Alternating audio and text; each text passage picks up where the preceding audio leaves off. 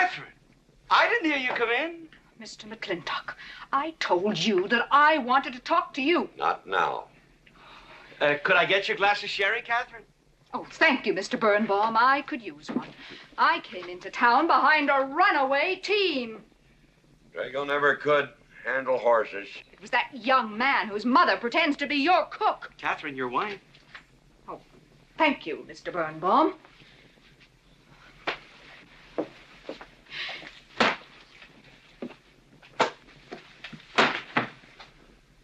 Now, Mr. McLintock, we have an awful lot to talk over. First thing I learned about Indian fighting was to wait for daylight.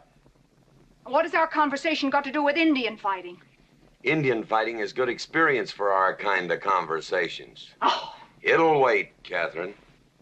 Evening, Sheriff. Mr. McLintock, we had quite a ride out here. Oh, I finally got that team settled down. It's your move. No, it's your move. I just canceled. Oh. Now, look here. You're not going to sit here all night long and play chess when the matter of our daughter remains unsettled. I am going to remain here and play chess, and the matter of our daughter is settled.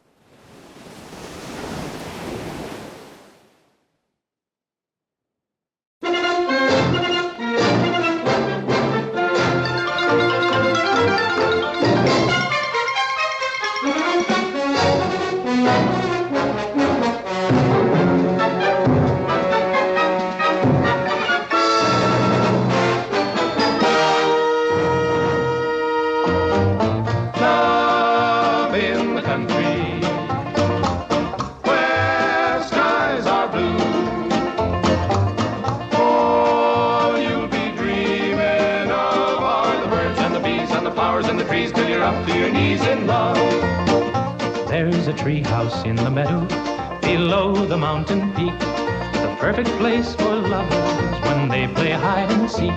There's a covered bridge at Cripple Creek where the horses always stop.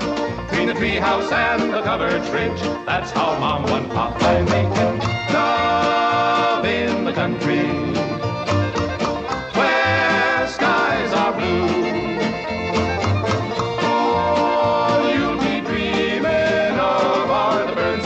And the flowers and the trees till you're up to your knees in love. There are roses on the trellis and the scent of new mown hay. The clinging vine is jealous on the fence across the way. There's a great big yellow moon above and a breeze to sing a song. Between the roses and the yellow moon, a fella can't go wrong if he makes love in the country.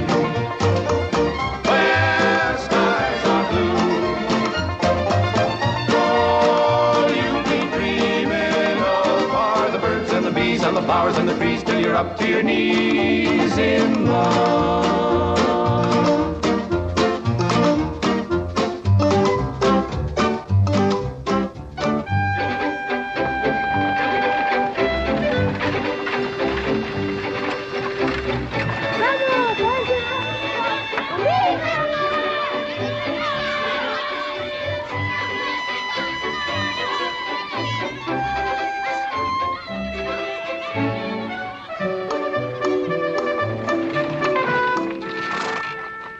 Lord to goodness, not again.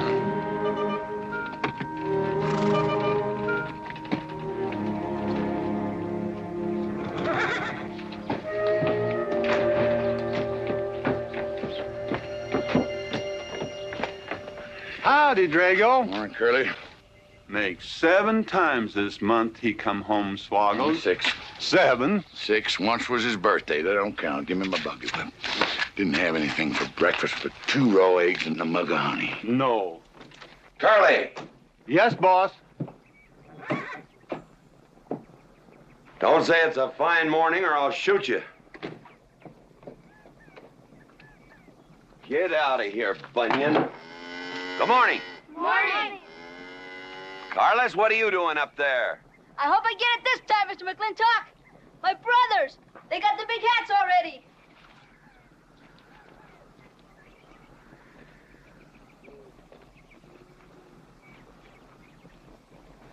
All right, let them have at it.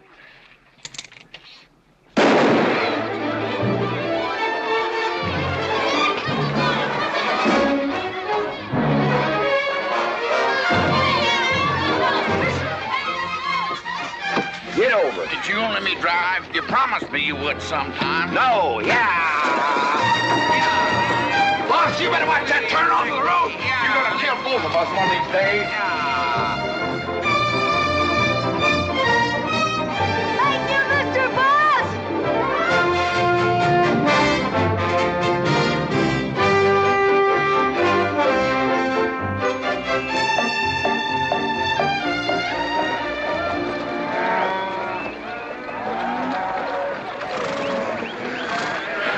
You got cattle in the back, boss.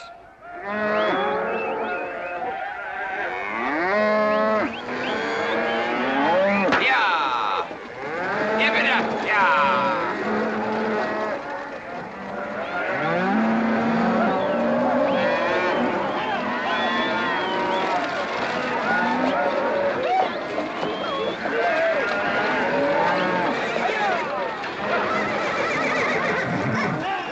Keep 'em going. 15 cents a pound all the way to Kansas City. Yeah.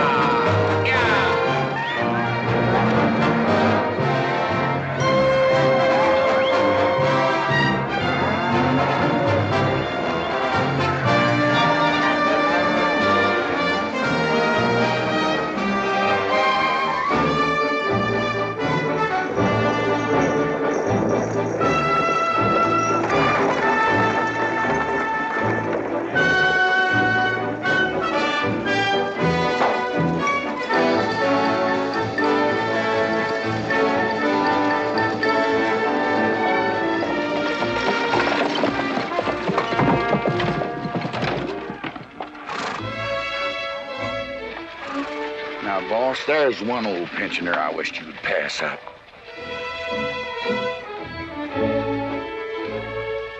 Bunny? Yeah.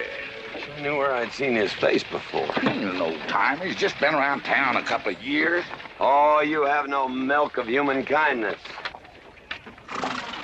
Morning, Mr. McLintock. Morning, Bunny. Well, I can see you're in good health. Never felt better. Contrary to what you may hear. Me, my kidneys ain't what they used to be, and my liver's been leaving me billies. Drago?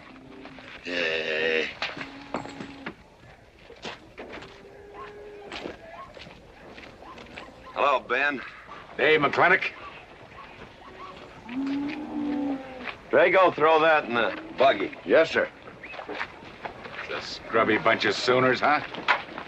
They are at that. Well, it ought to make Douglas happy, lining his pockets with land fees. What are we gonna do? I don't know what you're gonna do, Ben. Me, I do nothing. 200 families. Quarter of beef a week for family. If they last 2 years, that can be a sizable number. I got 20 head to 1 of any other brand on the Mesa Verde. I'm not hollering. Some of us haven't got all the money in the world. Some of us ain't old and tired and feel like being put upon. You interest me, young Ben. Go on. So the first time I find one of our hides wearing our brand hung on one of them settlers' fences, I aim to kill me a plowboy. You do what you want, McLintock. We'll do what we want. Fellas my age generally call me GW or McLintock. Youngsters call me Mr. McLintock. All right, Mr. McLintock. Not because I'm afraid of you. You're the big he-stud of this country. And I reckon a fella my age should call you Mister. He's full grown now, GW. He's a half owner of the spread. I made him a full partner the day the doc gave me the long face. Well, you want him to vote the first time this territory becomes a state, don't you? Of course I do.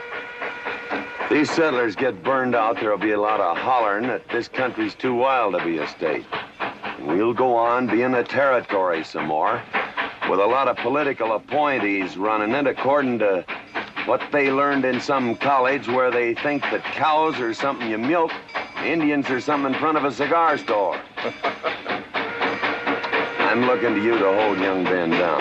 I'll do what I can. Come on over to the house once in a while. We'll rack up a few hands of stud.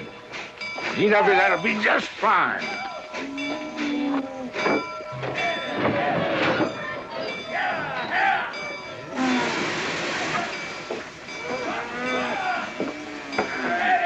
It's a nice morning, ain't it, boss? Everybody's entitled to their own opinion. Like that again, eh? Here's something that'll cheer you up. About 1,000 head. I figure they'll bring about 1,250. They're not as fat as I'd like to ship. They all off the North Range? Yes, sir. Settlers. Every one of them with a plow and a Bible. Not the slightest idea what the range is for. Drago! Drag out that hog leg. Yes, sir. Give me some attention. Yeah! People! People! People! People!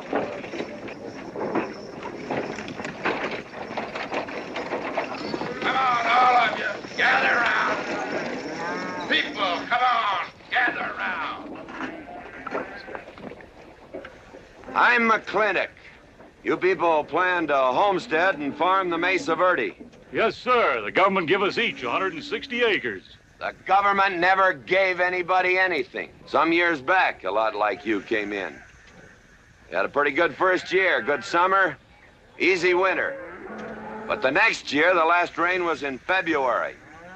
And by June, even the jackrabbits had sense enough to get off the mesa. Folks, do you know who that is? That's McLintock. George Washington McLintock. I told him that, Douglas. He controls the water rights on 200 square miles of range. You know that lumber you got? It came from his land. Cut by his loggers and milled in his mills. Douglas, I come close to killing you a couple of times when we were younger. Saddens me I didn't. Can you imagine a man who owns all that? Oh, and mines too, I forgot to mention them. All that. And he's begrudging poor people a measly 160 acres. That right, Mr. McLintock? You begrudge us a little free land? There's no such thing as free land. If you make these homesteads go, you'll have earned every acre of it. But you just can't make them go on the Mesa Verde. God made that country for buffalo. Serves pretty well for cattle. But it hates the plow. And even the government should know that you can't farm 6,000 feet above sea level. Any trouble, Mr. McLintock? No trouble, Jeff.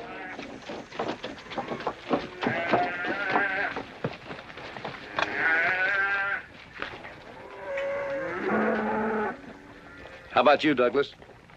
Douglas? Just plain Douglas, eh? And you call him Mr. McLintock. Why? Well, Douglas, I guess it's because he earned it.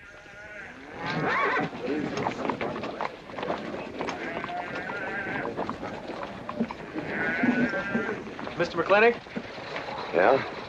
I'm a good hand with cattle, Mr. McLintock. I'd like a job. Well, you look strong enough. You come in with those Sooners? Well, yes, sir, but we don't have a homestead. And... Can't use you.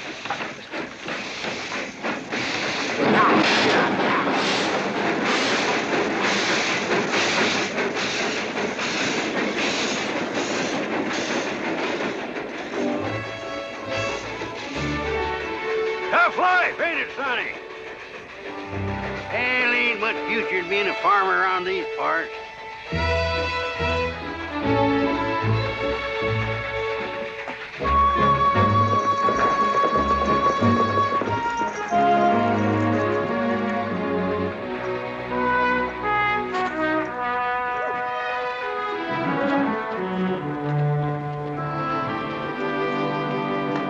Ladies, this is the finest Chantilly lace available anywhere. Chantilly, Mr. Birnbaum.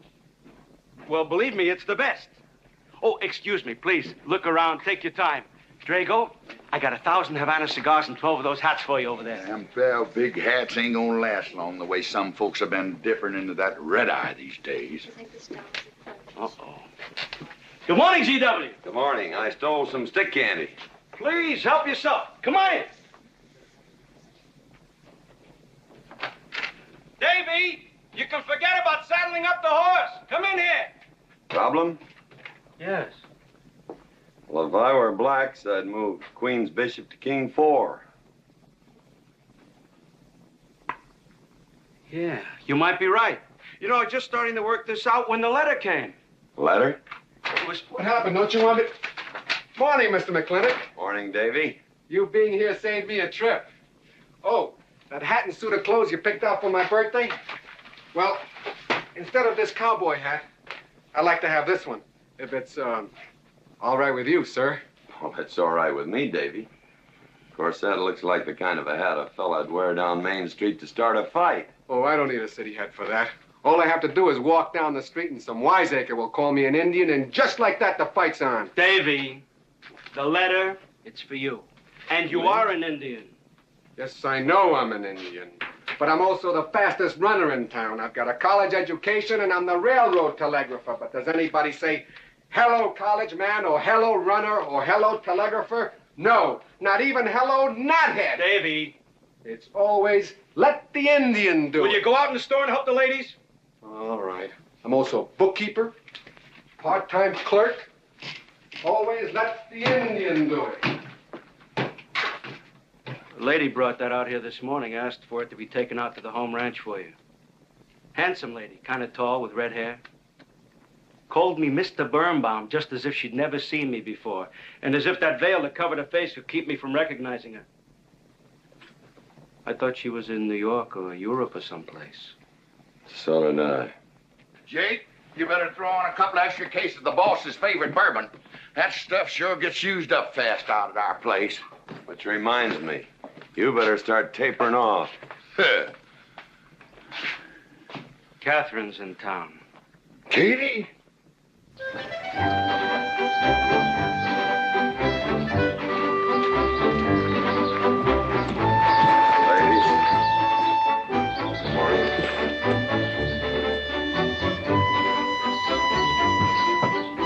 Morning, Mr. McLintock. Morning, Mr. McLintock.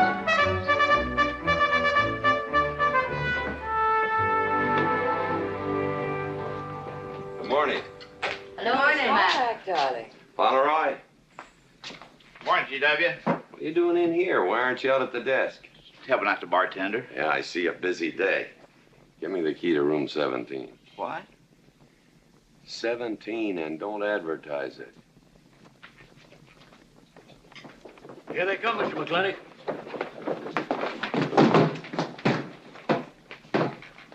Set 'em up. Here, whiskey. Day off? Off day. Wonder what he's so preoccupied about. Haven't you heard? No, what? Katie's back in town. Katie? Yes, dear. The social arbiter. Well, hi, Sonny. Good morning. Oh, He sure is a polite one. Mr. McLintock, I don't want to bother you. I'm sorry, boy. I told you, no job.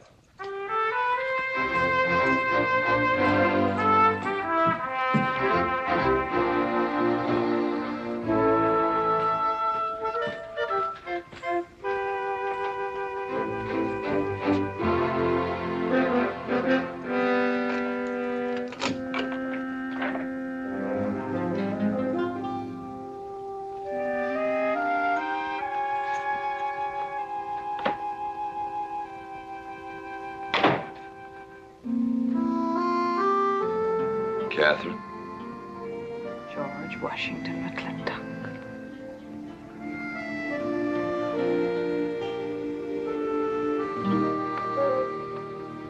I thought you'd want this.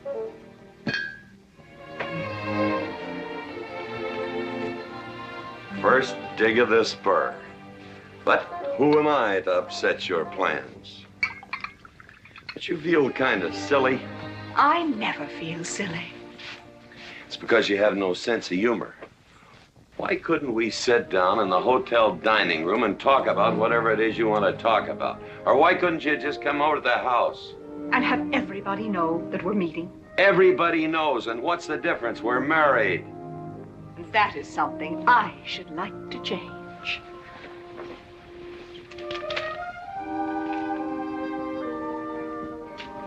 You know the answer, Katie. That isn't why you sent for me. Let's get to the rat killing. Oh, that's just the kind of remark that's always endeared you to me. Let us open the discussion. Very well. Our daughter is coming home in a few days. Rather, she's coming here. It was just a slip of the tongue that made me refer to this ugly hamlet as home. Our daughter. Is it so hard to say her name? It's Becky. Rebecca! I hate that name. Anyway, she's coming home. And I hope to persuade you to let her live with me. Part of the time in the capital, part of the time in New York, and, of course, Newport during the season. You're whistling in the wind, Katie.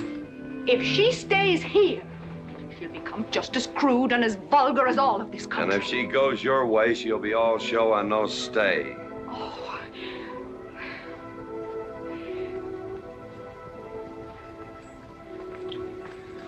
No go, Kate. I hate you. Oh, how I hate you. Half the people in the world are women. Why does it have to be you that stirs me? Animal. That's the story. I saw your picture in the paper at the governor's ball. You were dancing with the governor. At least he's a gentleman. I doubt that. You have to be a man first before you're a gentleman. He misses on both counts.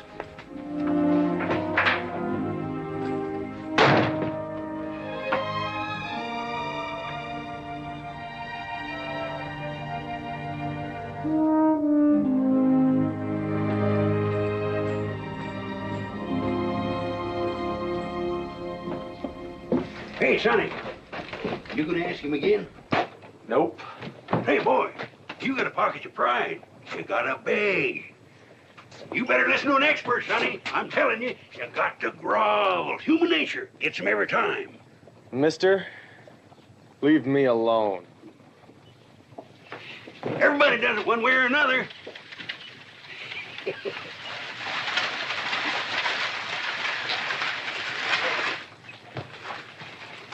About that job, Mr. McLintock. I already told you, son, I've got no need for farmers or use for them. Just 1 minute, Mr. McLintock. My father died last month. That's how come we lost our homestead. I've got a mother and a little sister to feed.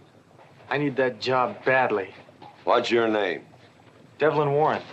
Well, you got a job, son. See my home ranch foreman. He's over at the corral.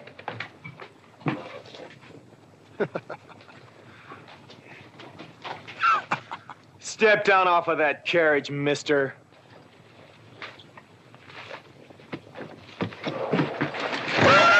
Hold that hog leg.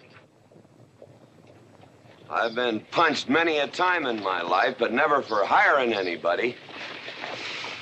I don't know what to say. Never begged before. Turn my stomach. I suppose I should have been grateful you gave me the job. Gave? Boy, you got it all wrong. I don't give jobs, I hire men. You intend to give this man a full day's work, don't you, boy? You mean you're still hiring me, Mr. McLintock? Well, yes, sir. I mean, I'll certainly deliver a fair day's work. For that, I'll pay you a fair day's wage. You won't give me anything, and I won't give you anything. We both hold up our heads. Where do you live? The settlers' encampment, down by the mine. That's your plug? Yes, sir. Well, hop on him, and we'll go get your gear.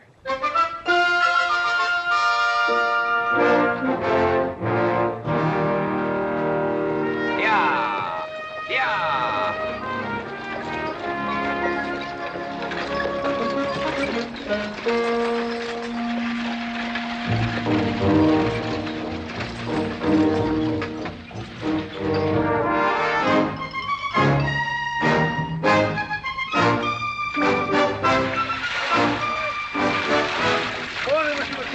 Morning, Mr. Poor Boy.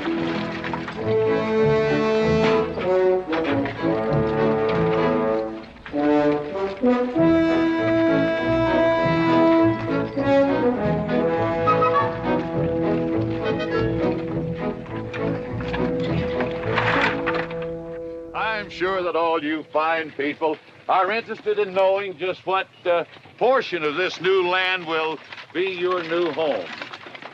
Oh, Jones and McAllister, since you've been more or less the leaders of our group, I'd like to have you come up and check the exact location. Won't be a minute, sir.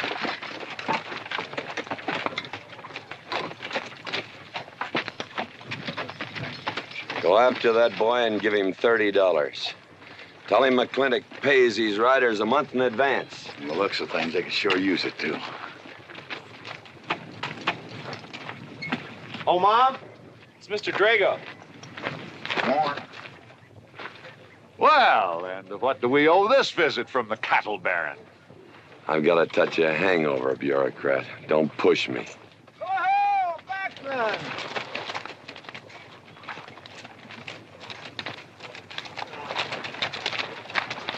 Say, those are Indians. Are there Indians in this homestead land? Friendly Indians, my boy. Oh, McLaglen! Oh, running buffalo! Oh, McLaglen! Long time we don't get drunk together. And it's gonna be a lot longer time, because it's against the law and you're with the sheriff. And if I got my hands full, they came into town to meet the train. The old Indian chiefs are coming home. I heard they'd been pardoned. They don't know when it's arriving, this week, next week, or next month. So in the meantime, I've got to do something with them. Could I cut out a couple of head of your steers to feed them? Otherwise, some of these settlers' milk cows are going to disappear. That's right, McLaglen. Cut out whatever you need. Sheriff, are you going to camp these savages with all these settlers? You're asking for trouble. Mr. Douglas, I already have plenty of trouble. Please stay off my back. Running Buffalo, bring your people over to the clay slide. Go. Hello, Mr. McLaglen. Tiny Mouse, it's nice to see you. You wouldn't believe it now, but 20 years ago, she was a mighty handsome maid.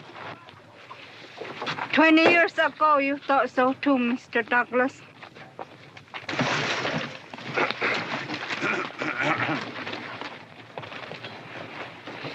It was just like this. I had a dead beat on old running buffalo, and my sharp .50 caliber misfired. That was back in that trouble in the 40s. Remember? I remember. Hey, you want to tell you something come directly from heaven? No.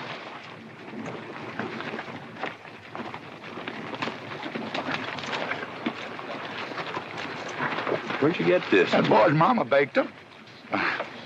You thinking the same thing I am? She's a widow woman, boss, and she's got a long, hard road home. Hire her.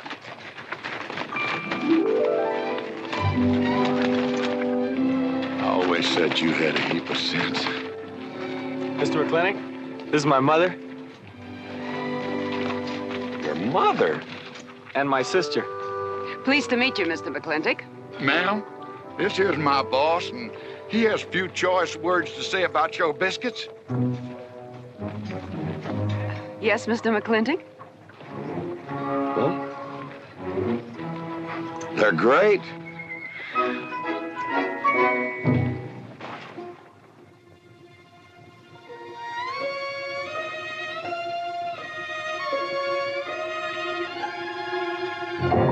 Well, you old Cantonese reprobate, how about it? Fire me? I'd kill myself. I'm not talking about firing you, I'm retiring you. You've been rustling food for us for 30 years. We're gonna put you out to pasture. All you'll have to do is give advice. Be one of the family. I'd kill myself. I may save you the trouble. But, Ching, you kill yourself, I'll cut off your pigtail, and you ain't never gonna get to heaven. I'll be one of our family. I give you my solemn word. Pretty clumsy family. Drink too much, get in fights, yell all the time. Cut off his pigtail. All right, I'll be one of our family. Giúp lấy đó. Phải là giúp lấy đó. Giúp lấy đó, hai. Cảm ơn.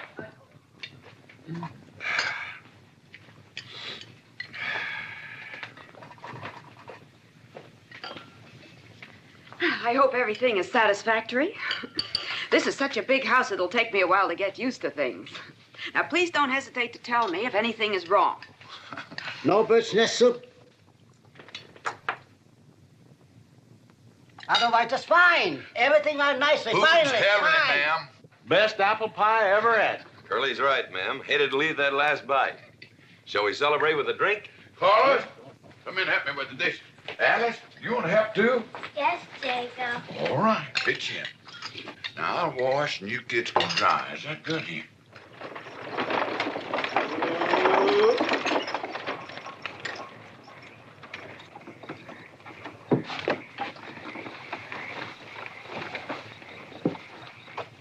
seem possible one woman could use all them clothes. You keep a civil tongue in your unprepossessing face. Yes, ma'am. And unload my baggage, please. Yes, ma'am. By the way, what does that word unprepossessing mean?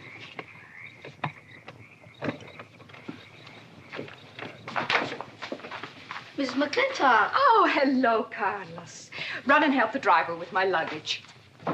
I couldn't trust anyone else in this house to do anything correctly. Luggage? Give him a hand, Curly. Yes, boss. Mr. McLintock? Are you moving back in? Yes, but nothing has changed except my place of residence. And I'd be willing to put up with savages rather than be denied the company of my daughter. And I'm proving that by moving in here. Mr. McLintock, since it's my first day, would you excuse me if I, Go ahead. Oh, Catherine, this is Dev Warren. He joined the outfit today. Please, ma'am. Thank you. Well, how refreshing. A polite young man here. Where did he come from? He's a farmer. A farmer? Well, I'll be doggone. Kate, welcome home. What on earth are you doing in that idiotic-looking outfit? And don't you dare call me Kate. That's my butling suit. I'm butling for the boss. And I'm sorry, Catherine. That Kate kind of slipped out from the times I remembered you as being nice people. Oh. Are you going to stand there with that stupid look on your face while the hired help insults your wife? He's just ignorant. He doesn't know any better than to tell the truth. And I can't help this stupid look. I started acquiring it as you gained in social prominence. Mrs. McLintock, where do you want I should... What? Put him in the master bedroom. Yes. But move Mr. McLintock's things into another room. Oh, the one back of the stairs would be best so that he can't wake up the entire household when he comes home every night. Just before daybreak. Yes, ma'am. Oh, excuse me. Here's your cigars, Mr. McLintock. I am Mrs. McLintock. Kate, Catherine, this is the cook. This is the lady does the cooking for us. Mrs. Warren, Mrs. McLintock. How do you do? Very pleased to meet you, Mrs. McLintock. Very pleased. Likewise. You see, I just came to work here today, and I guess I jumped to the conclusion that this was a bachelor's household. It is, and then again it isn't. I will explain so everything will be quite clear, Mrs. Wallace. Mrs. Warren. Mrs. Warren, it has been a bachelor's household for quite some time. And it will be again just as soon as I am out of here, which will be as quickly as I can make arrangements to take my daughter back east with me.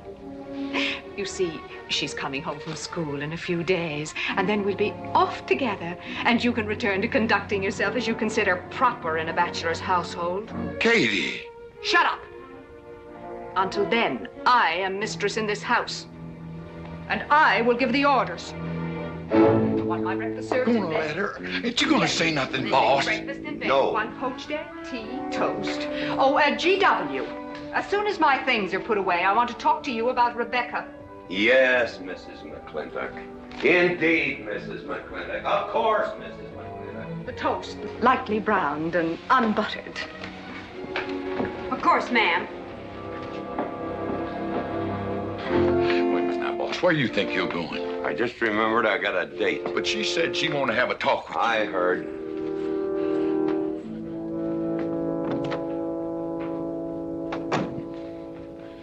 Good evening, Lem. Good evening, Mr. Mack. Yep. Say, Mr. Mack, what does unprepossessing mean?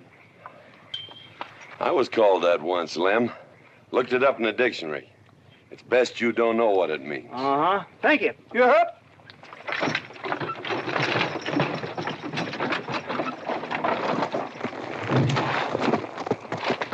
Hey! What am I gonna tell her when she asks where you went?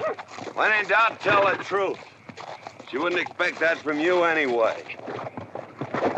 Where's Mr. McLintock going? There he goes, burning his last bridge. You see a yellow streak about a foot wide running up down his backbone. Well, Mr. McLintock? He ain't afraid of nothing.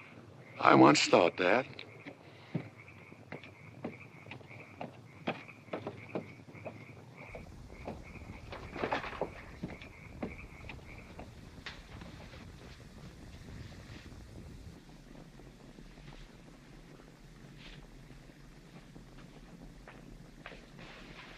Drago?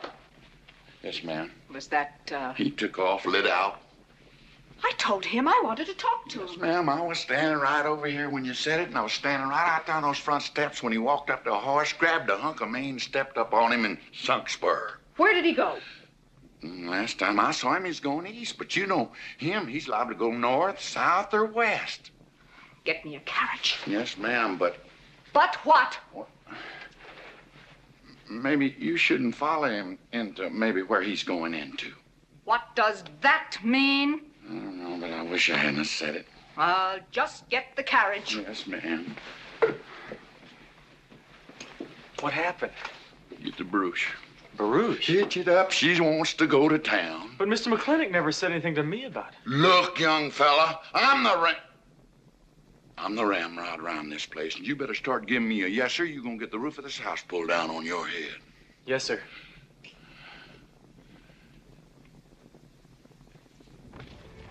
Hello, lady.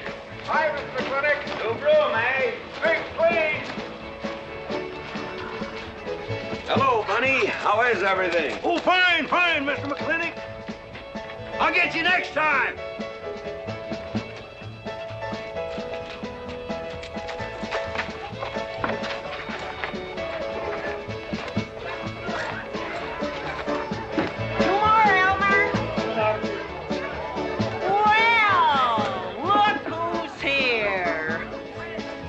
What'll it be, Mac? Same as usual? Ladies. Evening, GW. Jake? Wrong move. What? Chest problem. Queen's in danger.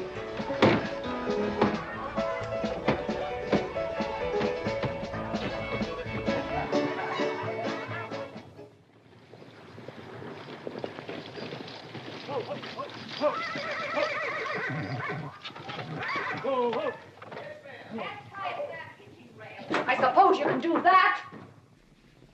Camille, you're on your own. Mr. McLintock?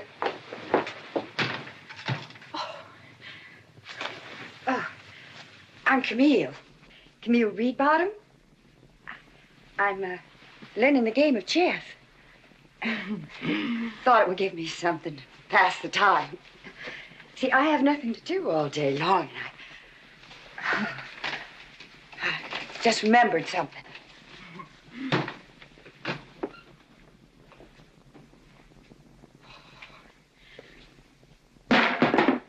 Catherine, I didn't hear you come in. Mr. McLintock, I told you that I wanted to talk to you. Not now. Could I get you a glass of sherry, Catherine? Oh, thank you, Mr. Birnbaum. I could use one. I came into town behind a runaway team. Drago never could handle horses. It was that young man whose mother pretends to be your cook. Catherine, your wife. Oh, thank you, Mr. Birnbaum.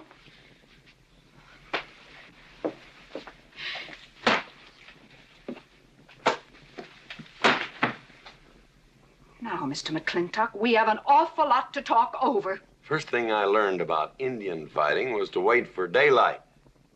What has our conversation got to do with Indian fighting? Indian fighting is good experience for our kind of conversations. Oh. It'll wait, Catherine. Evening, Sheriff. Mr. McLintock, we had quite a ride out here. Oh, I finally got that team settled down. It's your move. No, it's your move. I just castled. Now, look here. You're not going to sit here all night long and play chess when the matter of our daughter remains unsettled. I am going to remain here and play chess, and the matter of our daughter is settled. She stays. Oh, such stubbornness. Catherine, your hair. Oh, it is a mess after that awful ride. No. It's just that I haven't seen you for a long time. And it seems to me the last time I saw you, your hair was a little darker, no?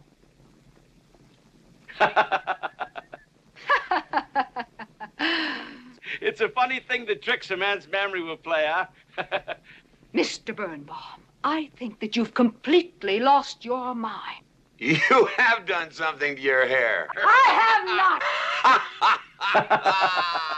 I had it been none of your business. I'm certainly not going to put myself in the place of those blondine trollops that you seem to prefer. Take it. Huh? Oh. Fill it. Oh.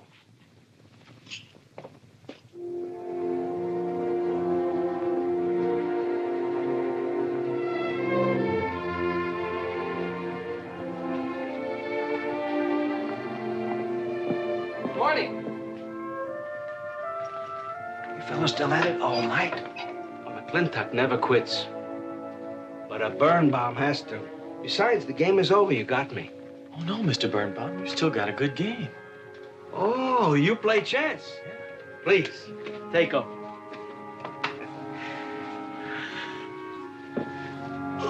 Pretty good.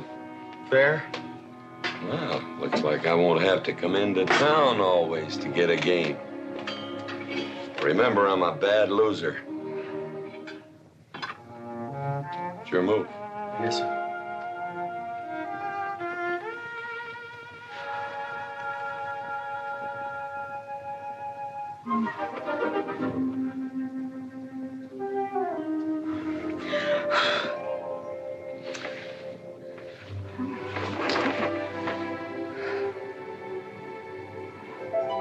Good morning. Good morning. Oh, it's not morning already. Mm-hmm. Cup of coffee? Oh, yes, thanks, Jake. You're welcome, Catherine. Got any cream? Canned cow's milk. That'll do. Good old condensed milk. That reminds me. I was cleaning out my desk the other day. I found something I wanted to return to you.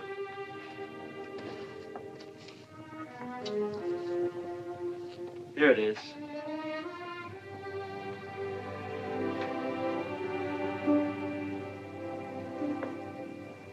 It's a medal. Remember?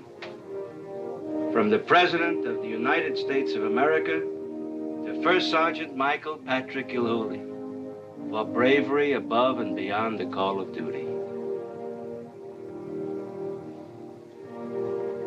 It's your papa. Reminds me of the first time I ever saw you. It was over 17 years ago. You walked into my store, not much bigger than the bundle you were carrying. And in the bundle was the most beautiful baby I ever saw. And was she hungry? You walked all the way from Superstition Creek just to trade me that medal for a case of canned milk. GW was off somewhere as usual, fighting Indians. Sheriff! Sheriff Lord! Well, have you seen the sheriff? Kind of early for him. To try his house? Why didn't I think of that? Looks like Birnbaum's is open. Maybe somebody in here knows.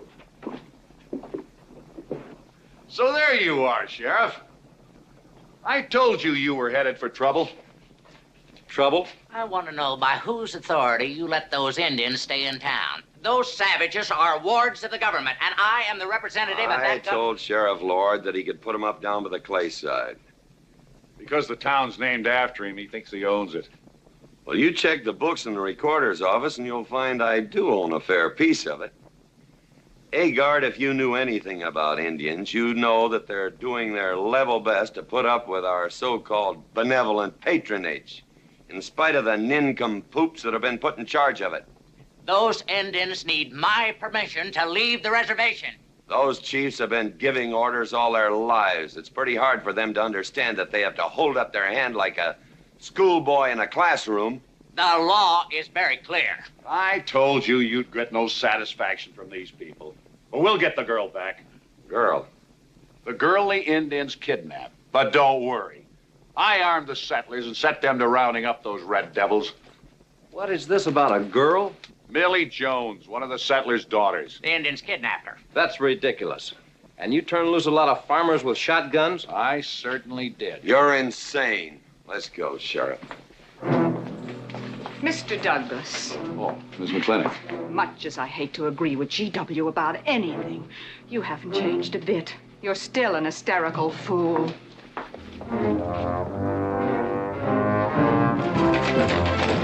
Come into town. I got worried. What about? Thought maybe Katie shot you. Not yet, Drago, but it took restraint. Wait a minute. We better take Agard along. Not that he'll be much help. Drago, put him on the horse.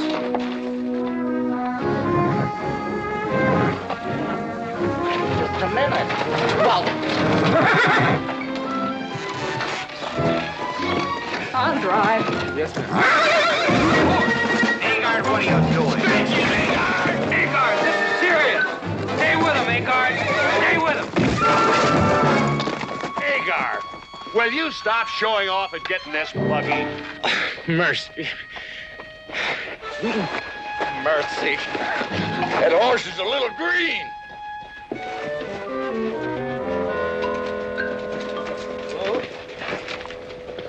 Let's go.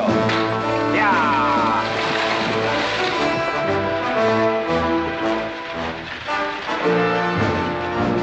Just where do you think you're going? Don't use that range, boss. Tone of voice with me.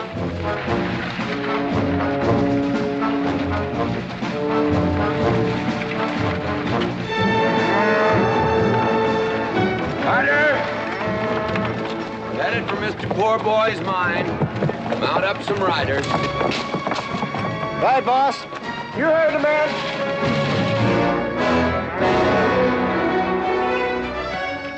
I don't like it, Mr. McLintock. I don't like it one bit. What don't you like? They're planning to hang an Indian.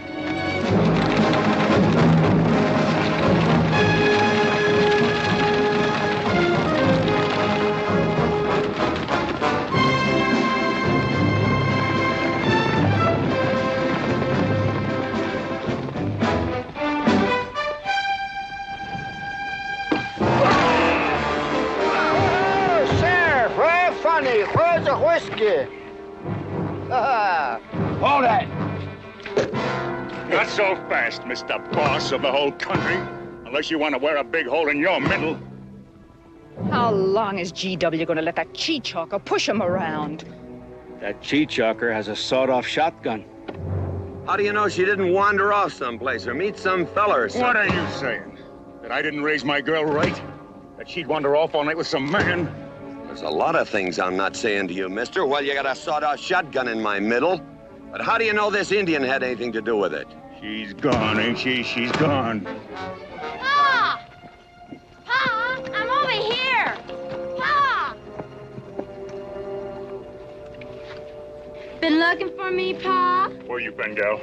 Young Ben took me for a sunrise ride, and the horse wandered away. You come down over there. But, Pa!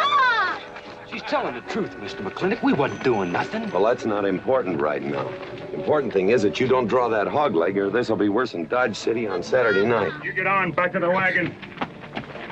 I'll tend to you later. Now for this young whippersnapper. Now, no harm has been done. And young Ben here is one of the nicest boys in the territory, so just put down that shotgun and I'll let's teach forget him to fool with Mike. Now, we'll all calm down. Boss, he's just a little excited. I know. I'm going to use good judgment. I haven't lost my temper in 40 years. But, Pilgrim, you caused a lot of trouble this morning. Might have got somebody killed. And somebody ought to belt you in the mouth. But I won't. I won't. The hell I will.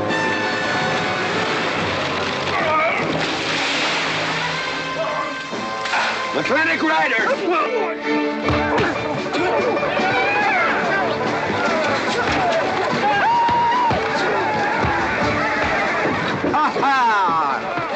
Oh, Markland! Hey, Buster! Remember me?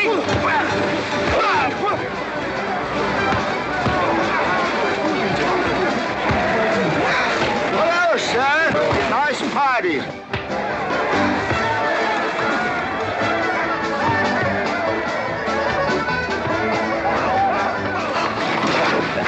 think you ought to? I ought to what?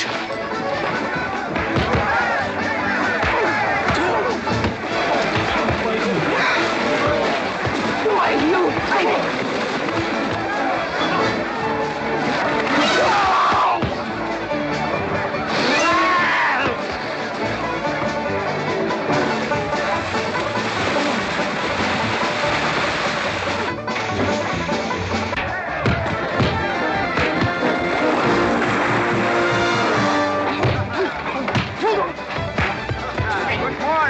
I want to work with you. Hey, just a minute. What are you doing? My glasses. Hey, now stop this or you'll be sorry.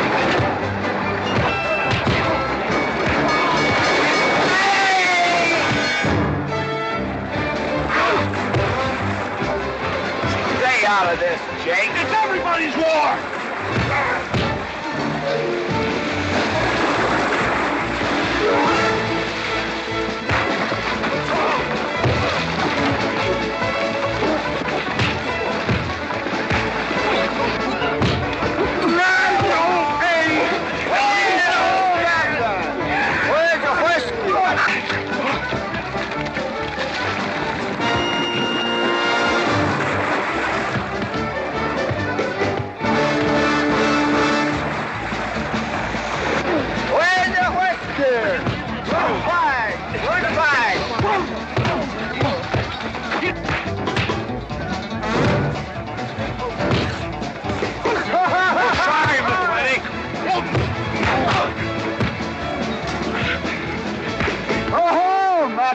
Thanks. Ha-ha! It's very funny. Yeah, very funny.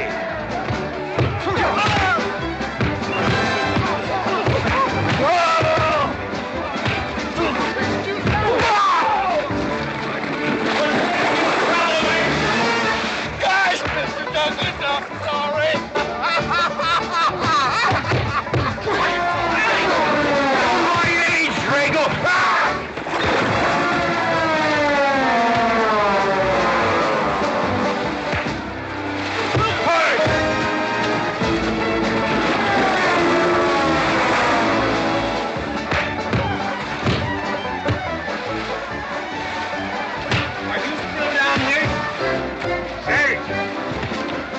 Walking away, huh? Honest, Mr. Jones, honest.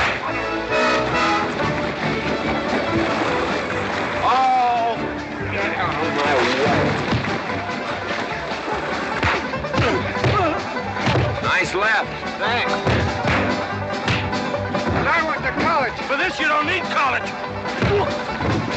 You're not getting me down there.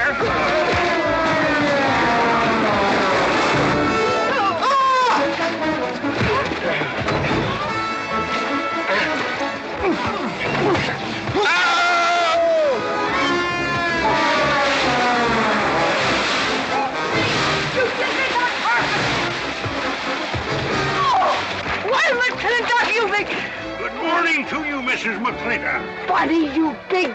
Yowie!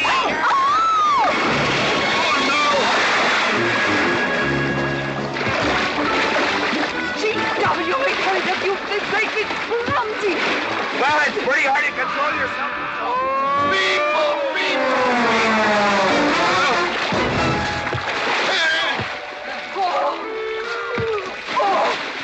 Oh, McLaglen! Oh, McLaglen! Good party! But no whiskey. We go home.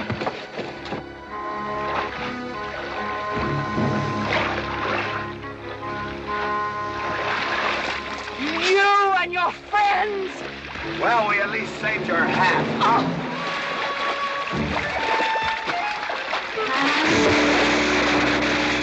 Where is everybody? Oh, for heaven's sakes.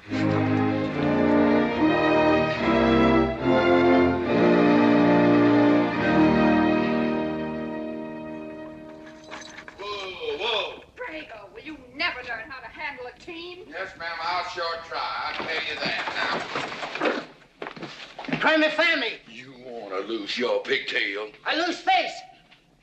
Lousy lot of tips. You want to lose more than that. Kate? Yes? We could be a big help to one another. Like what, may I ask? Oh, we could wash the mud off of each other. We used to have quite good times doing that sort of thing. There are a lot of things we used to do. Good night, Mr. McLintock.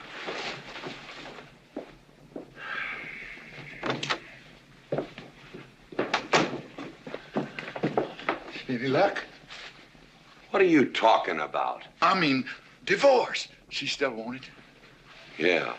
You know something? Women are funny. She fought like a wildcat on your side out there this afternoon. Come home, she slams the door in your face. That divorce business, is that what you get when you pay a woman not to live with you? That's about it. Some women I've known it'd be worth it. You know, if we had any moral character, we wouldn't be standing here covered with mud drinking when we should be washing. GW. Drago.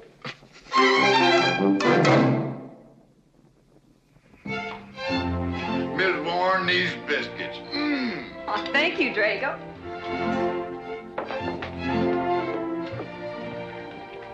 Good morning, Mrs. Warren. Good morning, Mr. McLintock. Breakfast for the boss? If that's the way you want it, Mr. McLintock.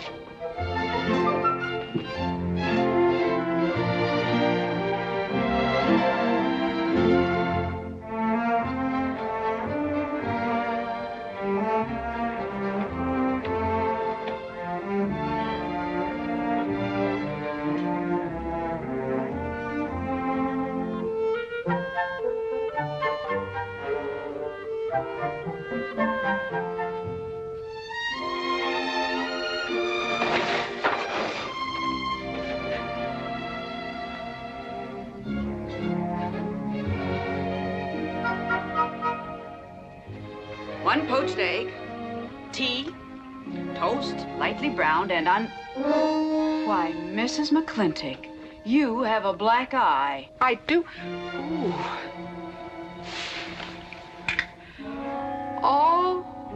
Oh, and Becky's coming home today. And that's not all. There's a little something we'd better get settled. There are no men listening now, so we can be ourselves. Oh, sure, I let you get away with all that guff the other night. But now that we're alone... When I want the opinion of the hired help, I'll ask for it. You know, you could wind up with 2 black eyes. What? Oh, I realize you had to put on that big act. We always have to just before we get ready to forgive them. Generally for something they haven't done. But you and I both know that's just to keep them from getting the idea they run things. McLintock give you that black eye? No. Nobody gave it to me. I won it.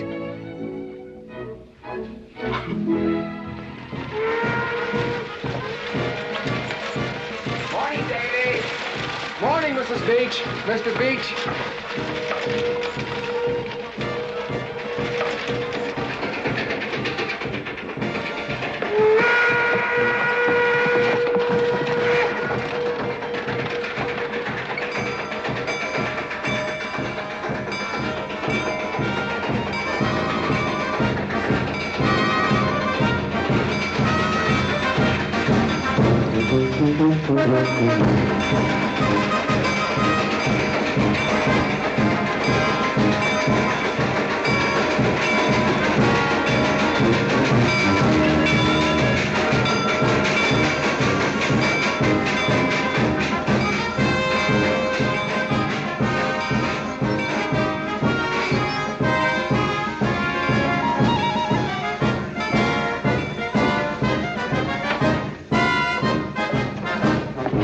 Why, Miss Becky, welcome home. Hi, Dad. My boy! Good to see you again. Daddy! Well, Daddy! It's been 2 long years. I guess I'm gonna have to stop calling you Tomboy. Becky. Mama! Oh, darling. I wasn't sure you'd be here. Oh, I've been here a few days. And, oh, Becky, I bought you 3 of the most beautiful dresses. Uncle Drago! Oh! did you bring your old uncle a coming home present? Sure did. What is it? A mustache cup. Oh, And what did you get me? prettiest Palomino pony that ever packed a saddle. Broke the stand, drowned, tie, and the counter. Oh! Uncle Jake! Oh. What are you doing in Mr. Douglas's tuba? Oh, Mr. Douglas has had a little accident. I brought you a whole shipment of licorice sticks. But now that I've seen how much you've grown, I think we better exchange them for a couple of bolts of dress goods, huh? Thank you. Oh, the mayor was going to be here, but he had to go to the territorial capital on a horse theft matter. But I'm going to give his speech. Oh, and don't worry about the mayor. I'm sure that he can find a bill of sale for the horse.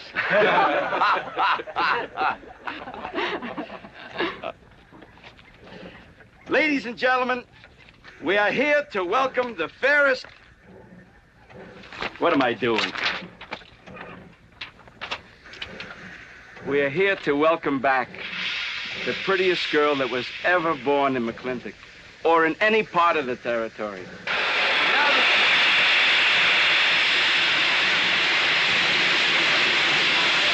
Hey, Davey! Yeah? I got something for you. Yardmaster up at the junction told me to let him ride, so I locked him in here. I've had my scalp a long time, and I aim to keep it.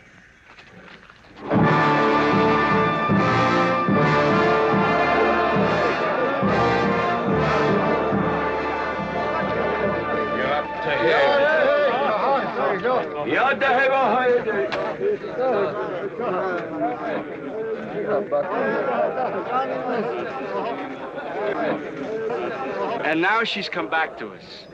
Gone are the pigtails, but the freckles are still on the prettiest face that was ever born in McLintock.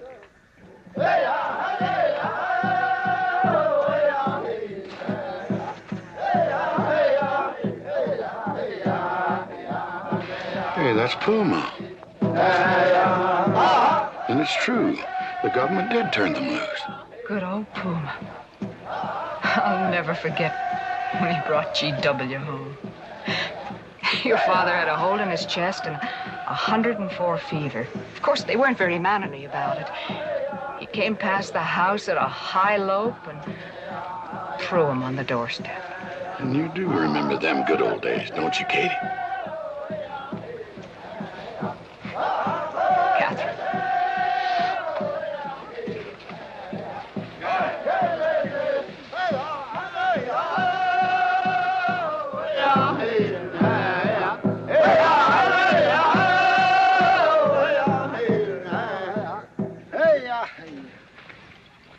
Yatta-hey, my friends. Yatta-hey. Puma, honored enemy. Does big McLintock forget? Also blood brother. No, I'll never forget that. All wound. Does it hurt still? I feel it when it comes on to rain. An inch higher and I wouldn't have had to worry. Our big McLintock, that was remembered fire. We return with news. Our people have more trouble.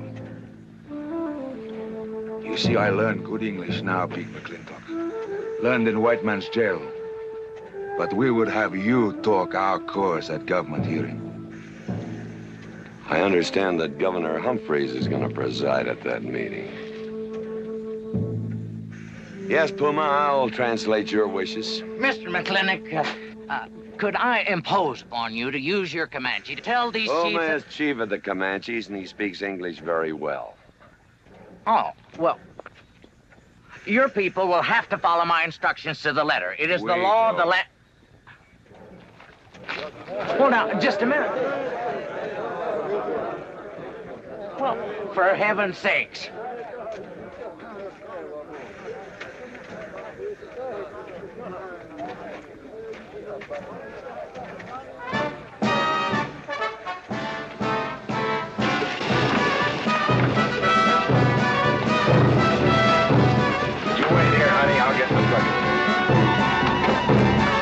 McLintock party? Surely. Will I see you there, Beth? Of course, Davy, and you can have the first name. Sis? Don't want any sister of mine talking to strangers. Davy's not a stranger. He clerks in burn barns. He's an Indian.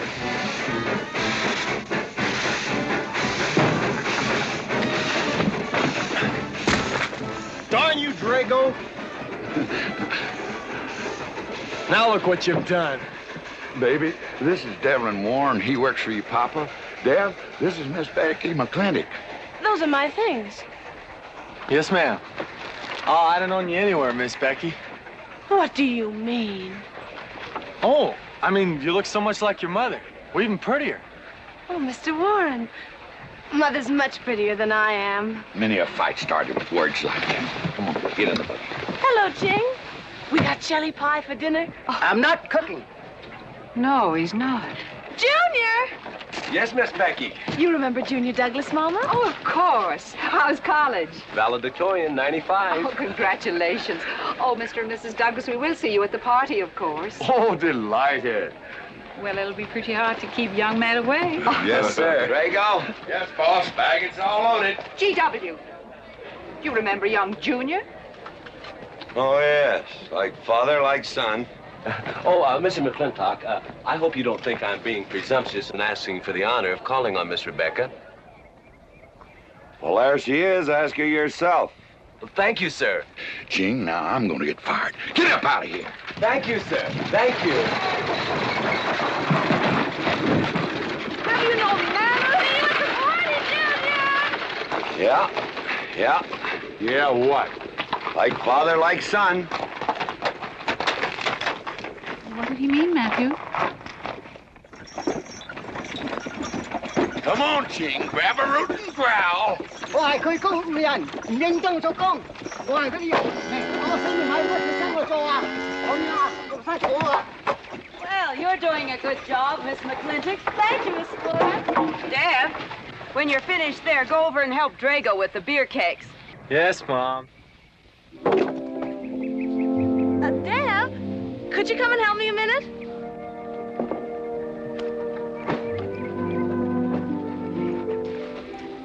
I certainly was surprised to hear you went to college. Why? I don't know. Junior says Purdue's a good college for a backwater place like Indiana. Well, he did indeed. Oh, could you do this? I can't reach it. Why didn't you finish college? Lack of funds. My father got sick, and he had to come out west. So he took out a homestead. You know, your mom's sure cute. It's too bad you didn't inherit her eyes.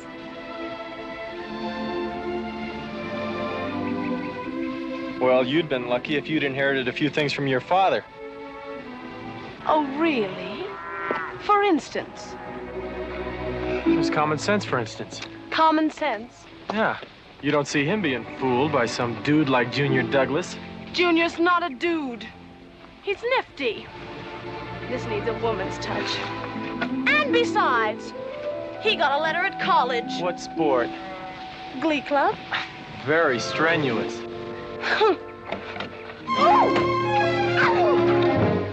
you dare hug me! I have no intention of hugging you.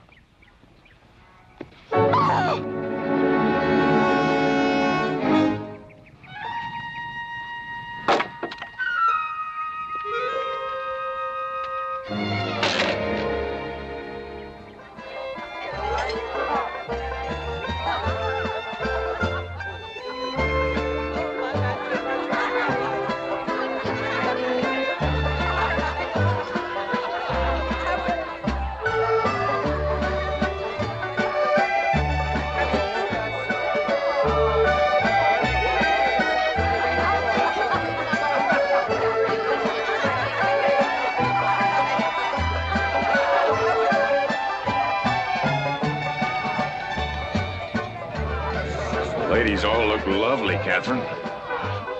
You know, this is a real fine party. Oh, thank you, Ben. Of course, we had to invite everybody. Just everybody. Sorry, G.W., but this one's mine. Well, thank you, Mrs. Warren. I guess I'll have to be a good host in my own home. Well, the next one's yours, Mr. McLintock. Thank you.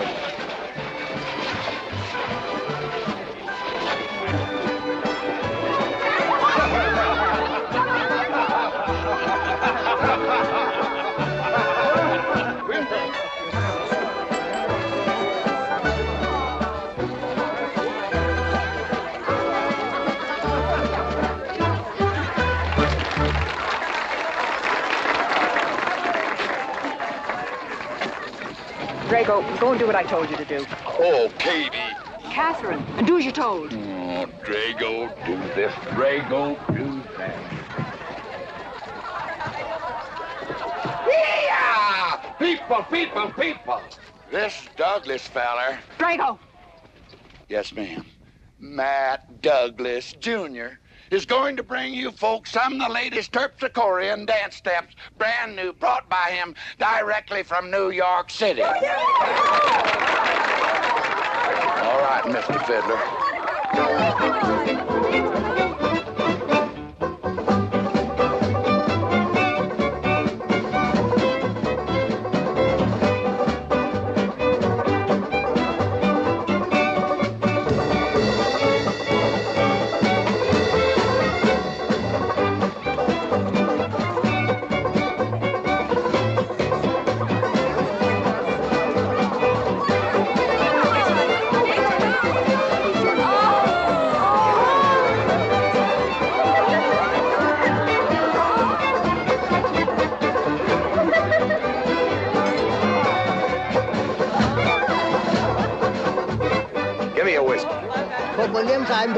What? Just turn a 10-gallon party, boss.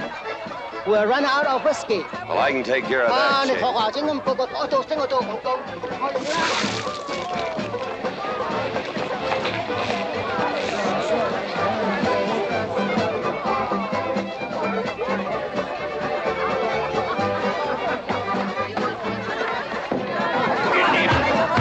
Indian.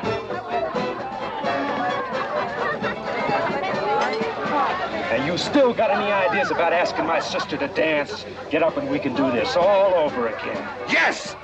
That's enough. You fought it. It's all over. Quit butting in, Birnbaum. He's a hired man, not your son. Look, you fought him fair and square. I don't think it was so fair and square. Well, you want to take up where he left off? If I did, you wouldn't find it so easy.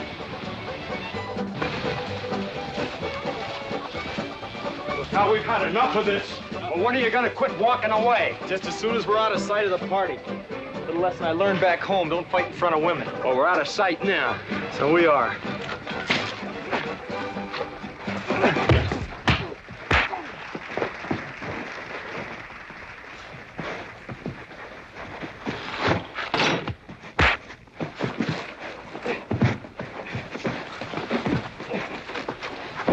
Such vulgarity.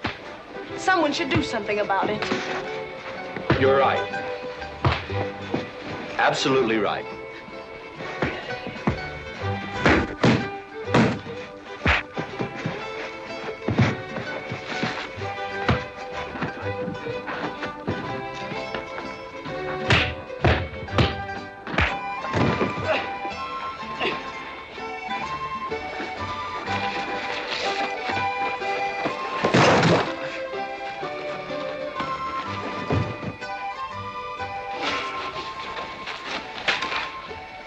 Young man?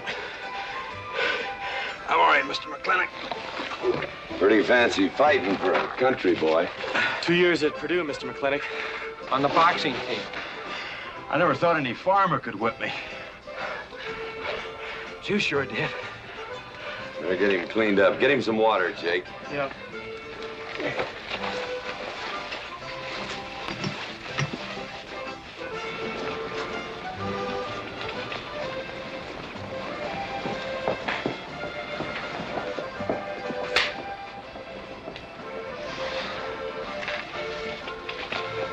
Get yourself cleaned up. Go ask that girl for a dance. Who? Oh! Did I miss one? Oh. Where is he? I'll find him, that young whippersnapper. Trouble. Where is that farmer boy? Where is he? Where is he, G.W.? Oh, so you're the young farmer boy that whipped my nephew. Well, I'm Fauntleroy Sage, young Ben's uncle. Well, I'm no farmer, but if you're young Ben's uncle, yes, I whipped him. And you're intruding. What's intruding mean? Butting in. Oh, so he's insulting me. Well, then I got another reason for walloping him. Besides, on account of him thrashing my nephew, young Ben. Fauntleroy, you can't get mixed up in these youngsters' quarrel. Family honor. I can't have said a farmer whipped a sage. You're twice his size. Don't let that bother you, Mr. McLintock. Mr. Fauntleroy insists. I'll just have to teach him the same lesson.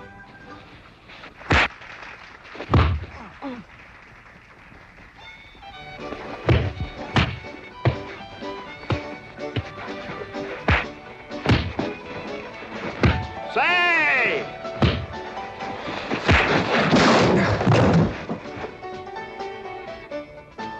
Sorry, young feller. Hate to have to do that, young fella. No hard feelings. Not yet. Not yet what? I mean, that isn't all. Now, wait a minute. Fauntleroy, we're gonna make this a fair fight. Of course we are. Of course we are, G.W. There'll be none of this. I wouldn't do that, G.W. You wouldn't do... No, I wouldn't do that. And Dev, I don't want you kicking Fauntleroy in the knee. He didn't do no such thing. And none of this nose twisting. He's all yours.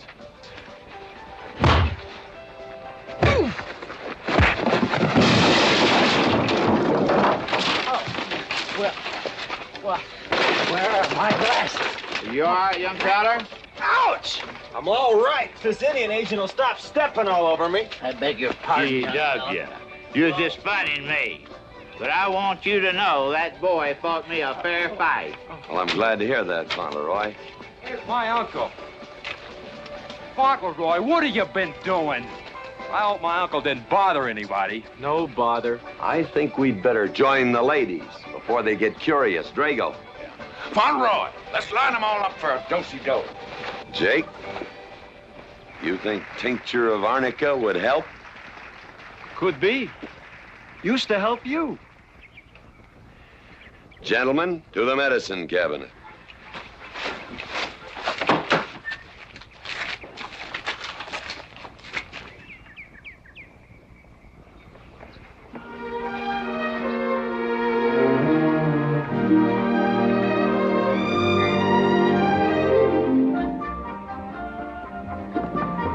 Good morning, Drago. Morning, Davy. You seen Daddy? Took off early this morning with a scattergun over his arm. Went hunting.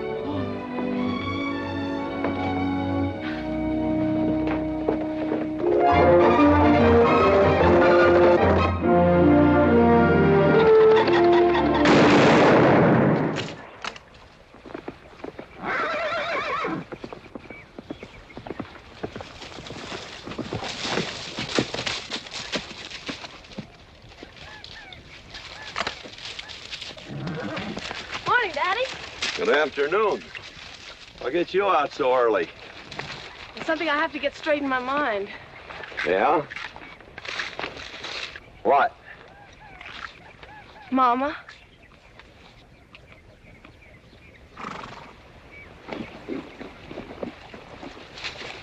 Why'd you and Mama stop living together, Daddy?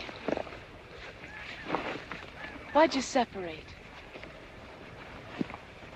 Aren't you going to answer me? No, It's sort of my business, I think. I don't. Is it another woman? Usually is. At your age, you always know what's usual. Is it Mrs. Warren? Becky, I don't want to start laying the law down your first day back home. But I'll have no more such talk. First time I ever saw Mrs. Warren was last week. She has a job here at which she's very good. And I hope you'll have the good manners to not pry into other people's business. Your mother's and mine. Pretty good shot, Daddy. Oh, I can understand your trouble. Mama's often so, well, so petulant. Petulant? You learned a lot of words back east, Becky. Wish to God they'd have taught you some meanings. You were only about 6 months old when your mother stayed alone with you in a sod hut under 8 foot of snow, while I moved the herd 300 miles south to try and save it. Saved about half of it. You were a little more than a year old at the time of the great Comanche raids. We stood off 500 Plains Indians for 9 days. Petulant, Becky? I think you better go on home. See that Ching gets those birds.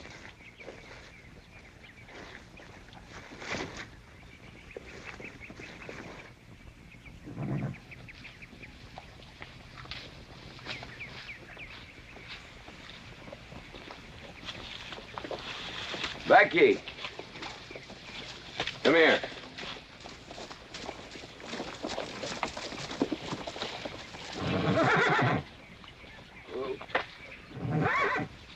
There's something I ought to tell you. Guess now's as good a time as any. You're gonna have every young buck west of the Missouri around here trying to marry you. Mostly because you're a handsome filly.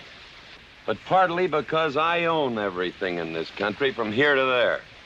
They'll think you're gonna inherit it. Well, you're not. You're gonna leave most of it to the nation, really.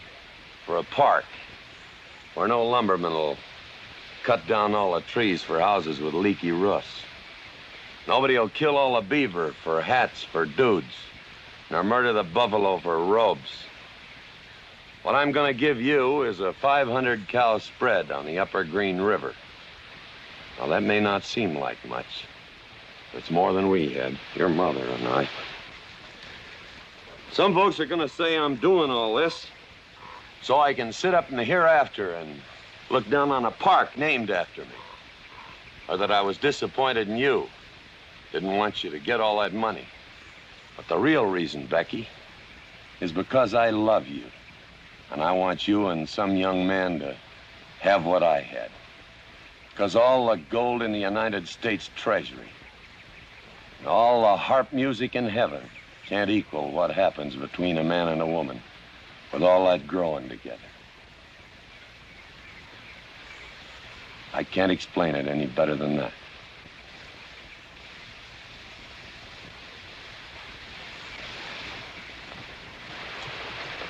All right, Daddy.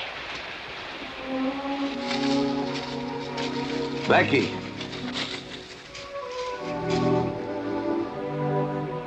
When you're as old as I am, you'll thank me for this. Daddy, I'm full grown. I wasn't worrying about me. I was thinking about you and Mama.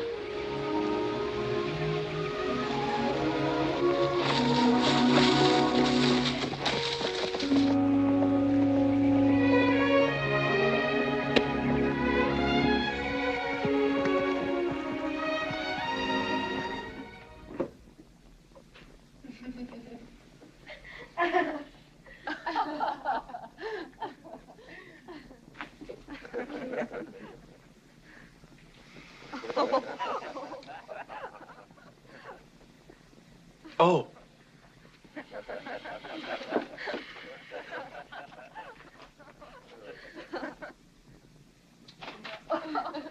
Well, sir, all three of them fell right out of the carriage. Well, it's getting rather late, Becky. It's bedtime. Oh, Mother. He brought this. He must have intended to use it. Oh, well. Sing us a song. Well, if you really want me to. Gosh, I haven't played in You quite know just right for me. Sure. It's the rage now. Oh. Oh. Dev, what are you doing? Oh. I just thought I'd get another cigar. Well, you've got one in your mouth and two burning in the tray. Not move. Fellas want me to play all the time. You're cuter than a baby steer, and softer than a mouse's ear. I want the whole wide world to hear. You're just right for me. You're sweeter than... Oh, no, not that rhythm, Junior. Do it the way they do at the plaza. I know the words. Sure, Becky. Will you sing with me? Of course. All right. I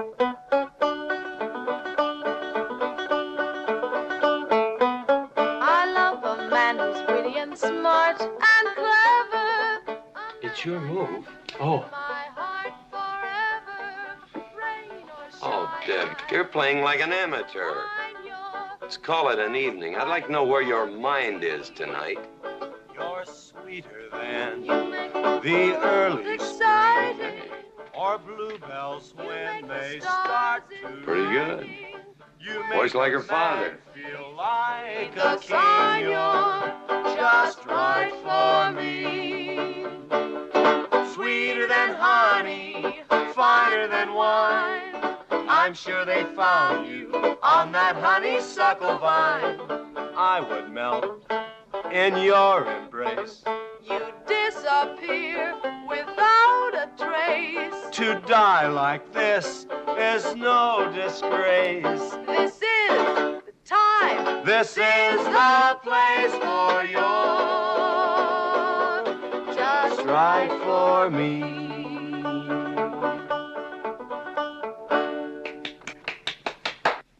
Well, that's so good, I kind of hate to break this up. But if we're going to have that Indian hearing tomorrow morning... Sir, about our conversation earlier this evening, I believe I'd better apologize. Yeah? Yes, sir, I've been thinking it over, and when I called you reactionary, well, that's merely my generation's term for your generation. Nothing personal, sir. Oh, really? Well, good night, sir. Good night, Miss McLintock. Good night, and do come again. Good night, Drago. Night. Boss, what does reactionary mean? Me, I guess. He says that anyone that wanted to sell at a profit was a reactionary. Was we reactionaries back in them days when you was selling beef cattle for 6 cents a pound on the hoof? Well, no use arguing with him. College boy.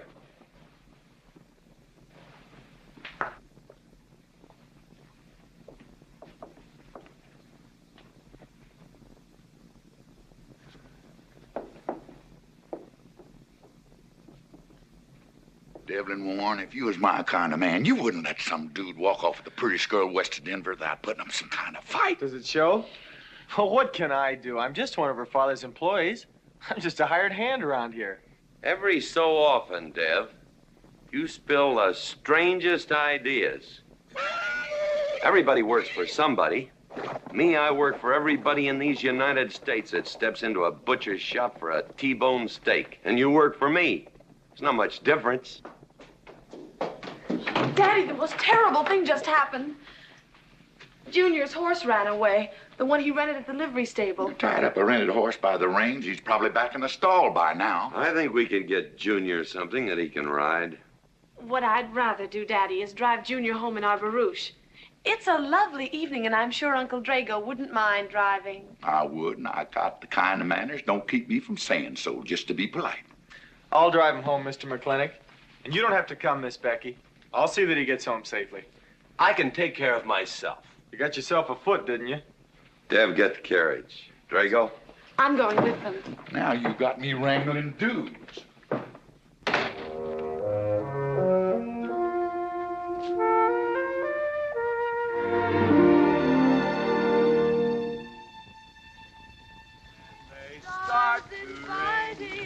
You make a man feel like a king.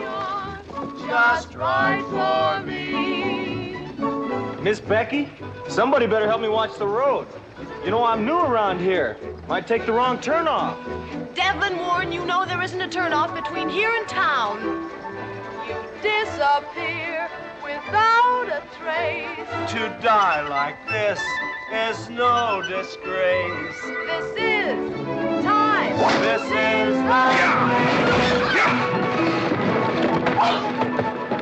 Devlin Warren, what are you trying to do? Kill us? Rather have your friend drive?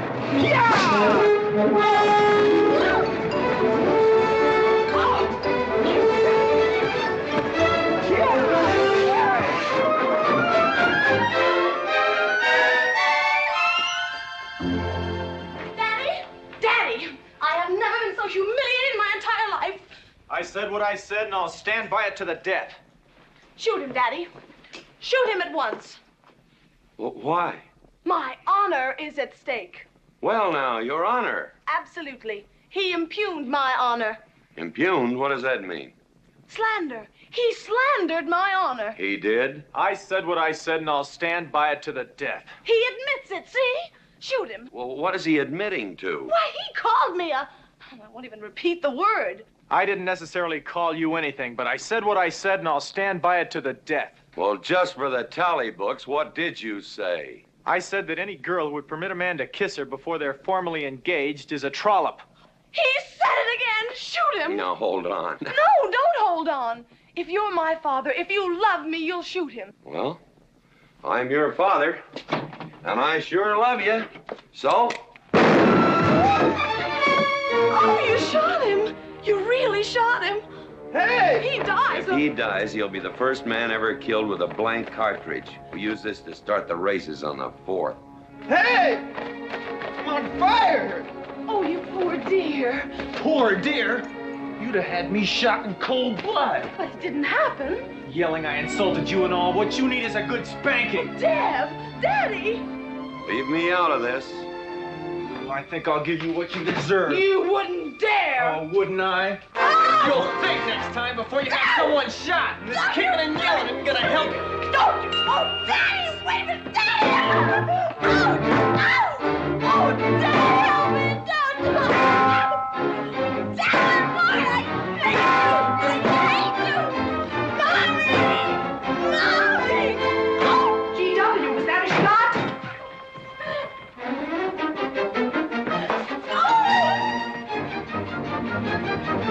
Oh, Vicky, what happened? He spanked me!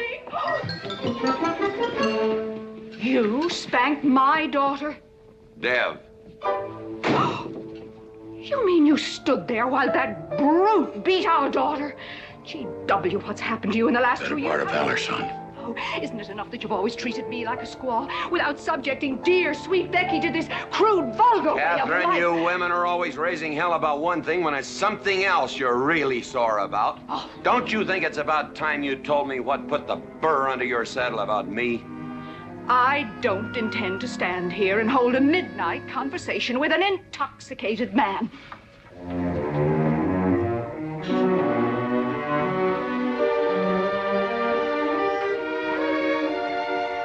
And I am not intoxicated. Yet.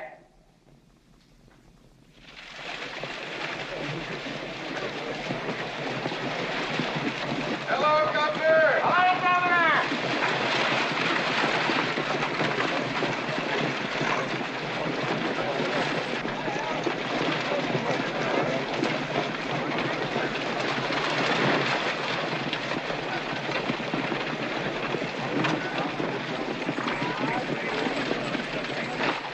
Chief Puma? Yes, Sergeant. Big McLintock, we know you get us fair judgment. You gentlemen, follow me.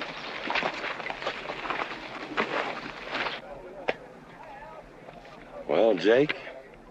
GW?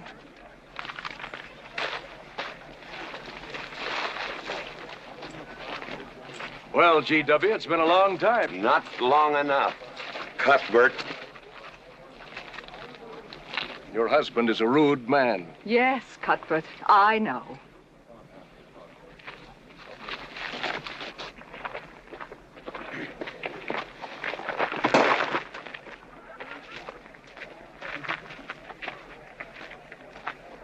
Where you want the Indians, Mr. McLintock? Mr. McLintock is not running this hearing. Sergeant, seat those Indians. Yes, sir. Gentlemen, be seated. You know, the whole tribe here want to come into town. Proceed, Lieutenant. This hearing is now in session. Governor Cuthbert Humphreys presiding. Good luck, Daddy. Afraid it's a packed court. Government Edict number 826 has ordered that the Comanche Nation be transferred from their present reservation to Fort Sill. It is the government's claim, as filed by Indian Agent Agard, that these chiefs, after being released from prison by a kindly government, did then rouse and incite defiance among the tribe against said order. It seems, gentlemen, that although some of these chiefs speak English, Chief Puma is quite at home in our language, they have chosen Mr. McLintock to be their spokesman. I speak for the Comanche. Or rather, I offer this translation. Proceed, Mr. McLintock.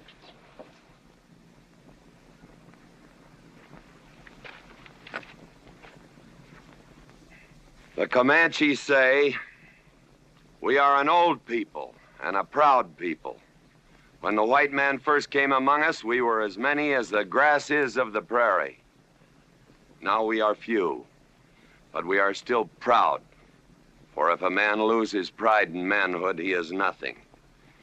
You tell us now that if we will let you send us away to this place called Fort Sill, you will feed us and care for us.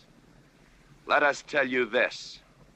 It is a Comanche law that no chief ever eats unless first he sees that the pots are full of meat in the lodges of the widows and orphans. It is the Comanche way of life. This that the white man calls charity is a fine thing for widows and orphans, but no warrior can accept it. For if he does, he is no longer a man. And when he is no longer a man, he is nothing, and better off dead. You say to the Comanche, you are widows and orphans. You are not men. And we, the Comanches, say we would rather be dead. It will not be a remembered fight when you kill us, because we are few now and have few weapons. But we will fight, and we will die Comanche. Thank you, Big McLintock. Am I to gather that Comanche defy the government of the United States? Yes, you may gather that the Comanche defy the United States government, or at least this commission. Gentlemen.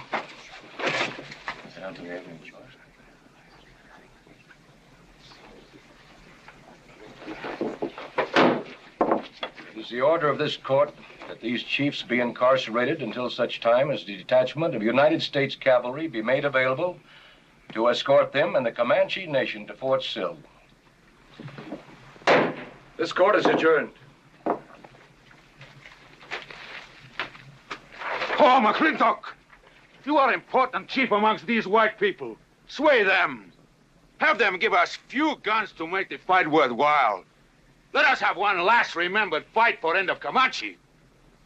I almost wish I could arrange that, Puma. Ahalani cha. Ahalani cha.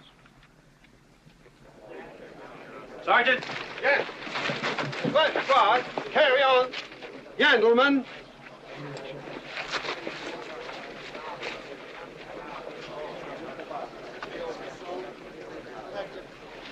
It's sad, these changing times. It isn't the times that are changing, Mama.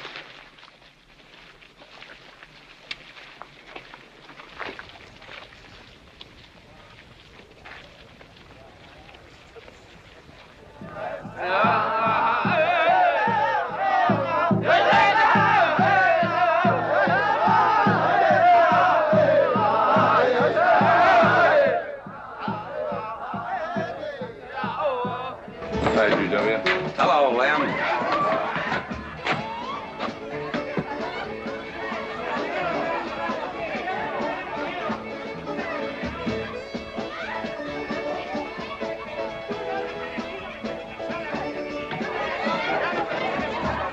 Bunny? Oh, howdy, McLintock. I figured you'd be belly down drunk by now. I've been doing some drinking, Bunny. Is that boxcar still on the siding? Well, sure, but... But what? Well, I don't like it. You don't, eh? You figure if them Indians get out of there and lead the cavalry on a wild goose chase, that great white father's going to get nosy. Get nosy, and he'll investigate. And when they find out how that side-saddled governor's been messing things up, they'll give those Indians a fair trial. That's live ammunition in that boxcar. You know what'll happen if them Indians get some guns in their hands? Somebody's going to get hurt. Is Puma's word good enough for you? Well, I don't... McLintock, you got yourself a partner. Leave me out of this. Hey, McLintock. Good night, Bunny. Good night, Governor. There is the Katie with her light red hair, sweet as the roses on a summer air. I'll find her somewhere while the moon is high and tell her that I love her, and I'll love her till I die. Katie Gilhooly, young master's home. Katie, Catherine Gilhooly.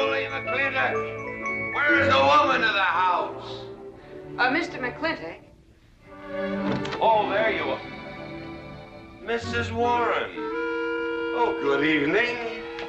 I waited up for you, Mr. McLintock. Oh, how nice. See, I want to talk to you about something. Delighted, delighted. 309 times straight. I beg your pardon? 309 times straight without a miss. Gotta be a record. I suppose so. Now, Mr. McLintock, what I wanted to say... 2-pound Stetson, 6-inch brim, 53 feet in the air. It's gotta be a record. I'm sure it is, but the reason I waited up... Dagnammit, woman, can't you hold that glass still? Of course, sir. Now, down the hatch to my world's record. Down the hatch. Yes, sir.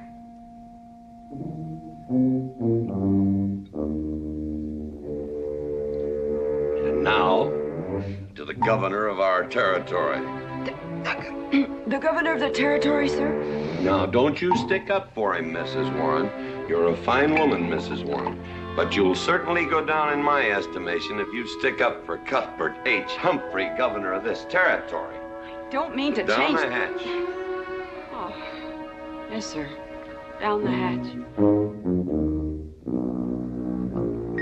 Cuthbert H. Humphrey, governor of our territory, is a cull. You know what a cull is, man? A cull is a specimen that is so worthless that you have to cut him out of the herd. Now, if all the people in the world were put in one herd, Cuthbert is the one I would throw my rope at. At whom I would throw my rope at. Natural-born cull. Another touch, ma'am? Oh, no, sir, no. Well, I don't mind if I do. Good. Can't walk on one leg. Oh, I didn't mean to be vulgar, ma'am. Can't walk one limb. It's all right. Sounds silly. Only a bird can walk on a limb. You know my wife? Her name's Kate. She insists on being called Catherine. Do you know her? Of course, Mr. McLintock, and that's what I wanted to talk Well, to you. she thinks that Cuthbert H. Humphrey is panting for her like a bull buffalo at the first green up of spring. But what Cuthbert is panting for is my money. Don't make me feel like I'm drinking alone, ma'am. Very well, Mr. McLintock, if you insist. Down the hatch. Good.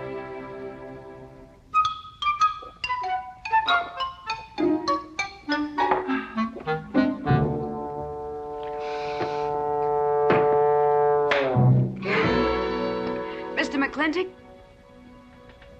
I have something very important to say to you. Very important. Guess it'll have to wait till the morning. Toodle. Oh, it's all right. It's all right. Betty, bye-bye.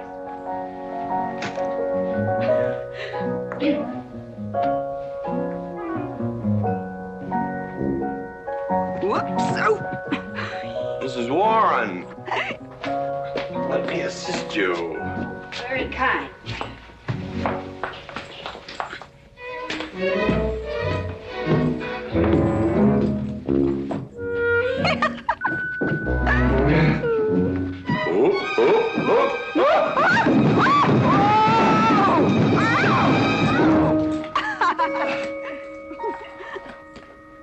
Whoops.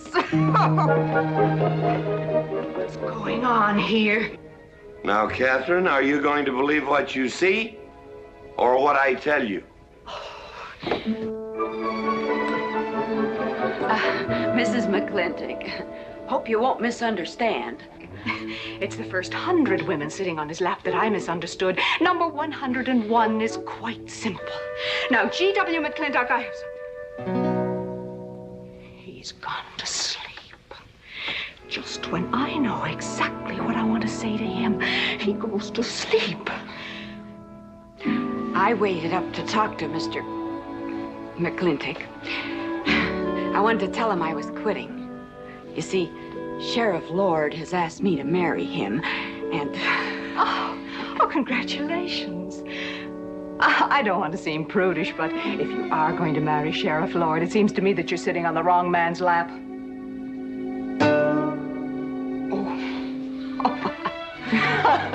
Come on, I'll help you upstairs and we'll have a long talk about men in general. Ladies, one moment.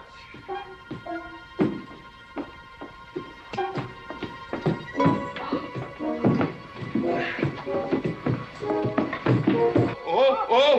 Watch out, you'll get us all killed! Oh!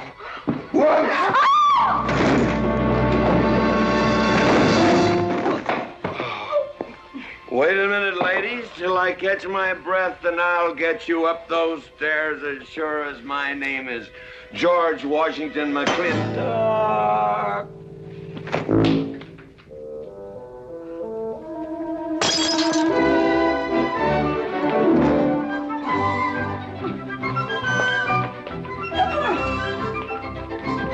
You may be quitting, Mrs. Wallace, Mrs. Ward, but not tomorrow. I want my breakfast in bed.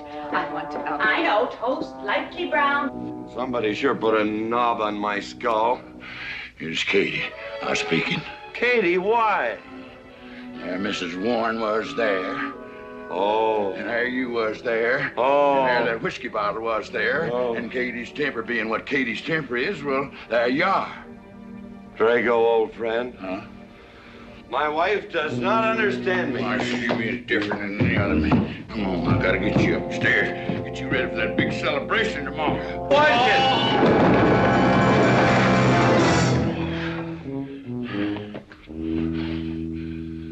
Drago, I am sleeping in the den.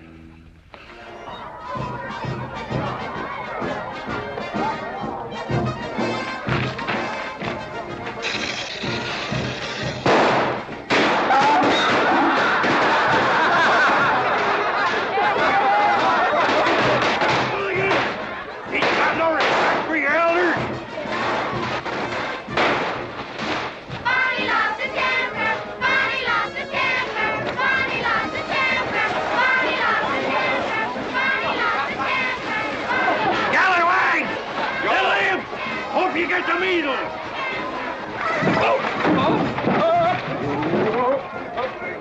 Come on, get him aboard. Is everybody ready? Man in number 5 needs a flank cinch. Get him one. Let us know when you're ready. Ladies and gentlemen, it is my honor to present to you the governor of our territory, Cuthbert H. Humphreys.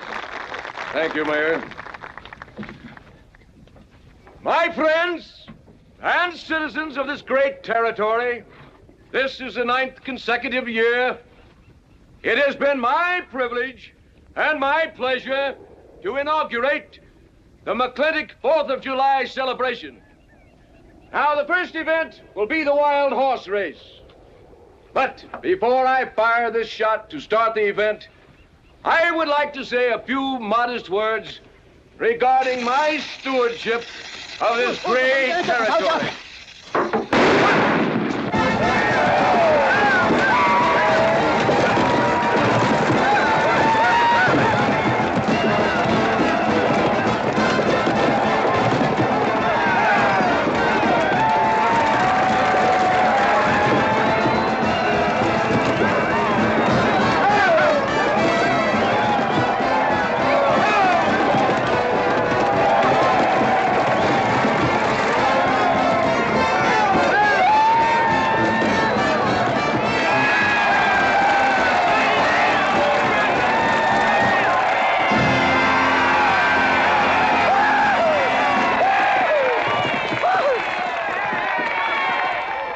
Professor Birnbaum.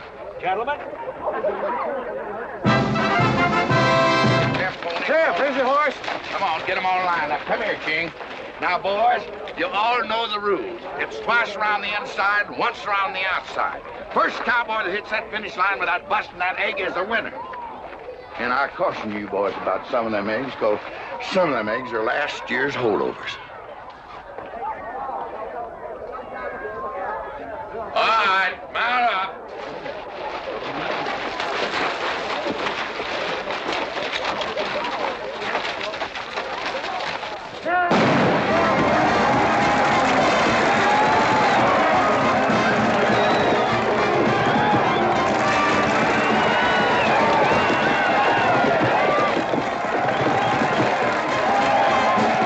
Catherine, my dear, you seem to be enjoying yourself. Oh, yes. This is wonderful. It's the only thing I really do enjoy about this barbaric country, the 4th of July celebration. Well, Catherine, I've been here for 3 days. I haven't heard from you. Is anything wrong? Wrong? Well, I just hope that it hasn't been necessary for you to say anything to GW. What are you talking about? Well, Catherine, you see, I'm in a rather delicate position, being governor of the territory and all. I just hope you haven't found it necessary to say anything about... About what? About you and me.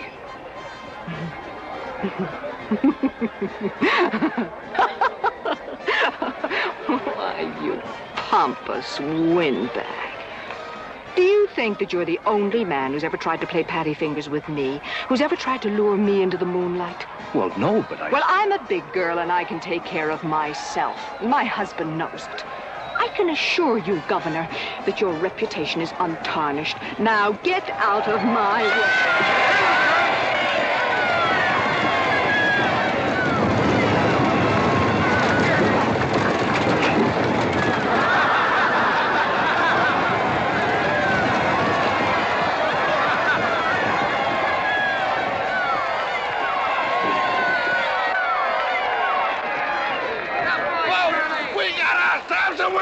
Curly Fletcher! Muzzles up, Curly! Give me the egg. Disqualified. Here you go, Curly. GW, you'll never believe what happened over there. What? You smell of beer. Well, naturally, I'm drinking beer. Ladies and gentlemen, the next event will be a contest between the two bronco-busting champions of our territory. Remember the year I rode in that event? Wore your garters to hold up my sleeves? We had a bet, and I won it. George Washington McLintock, you are a very crude man. Well, I guess so, but that was a rough horse, like to jarred my insides loose. But it was worth it. 3 beers.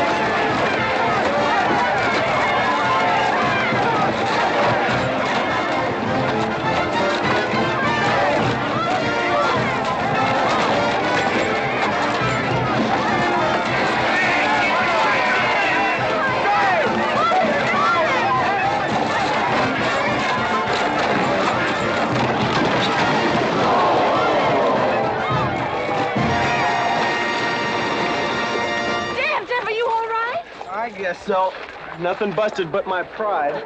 Well, that ought to even things up, Farmer. For what? Well, that sore nose you gave me the other day. Well, that ain't what's sore on him.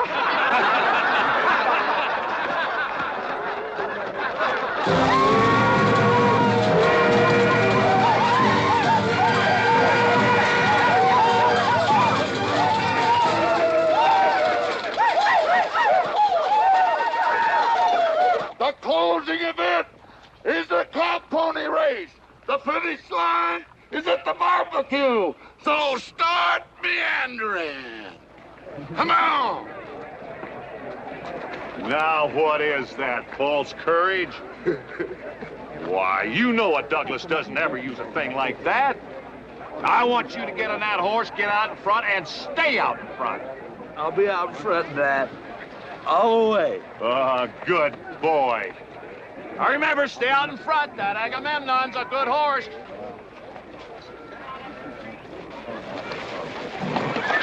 Oh, Agamemnon.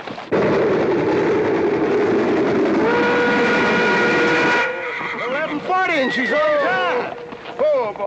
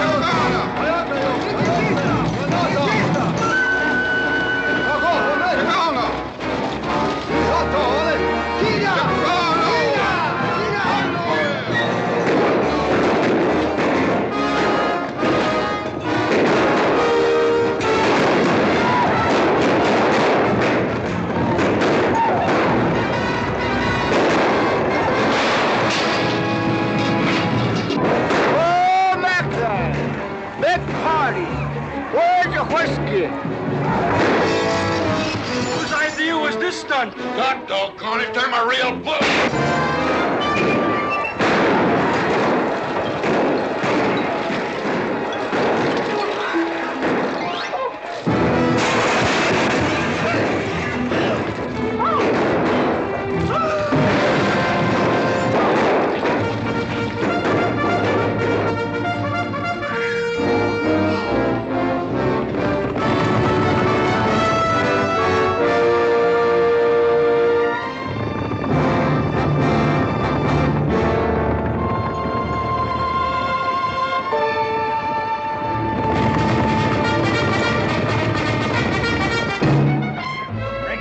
Excitement you'd want for one 4th of July, eh? Puma finally got his way, but I reckon he's riding out his last war party. He won't get very far.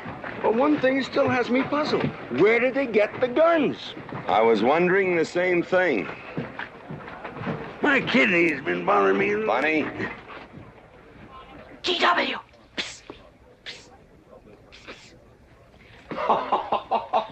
What an idiotic joke. Joke? Do you think that was a joke? Oh, shut up. Do you want everybody in town to see me?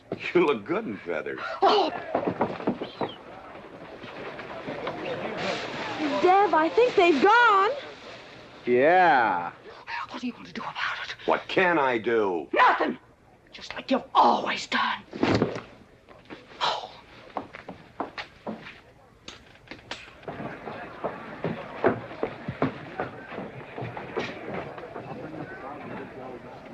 How long, GW?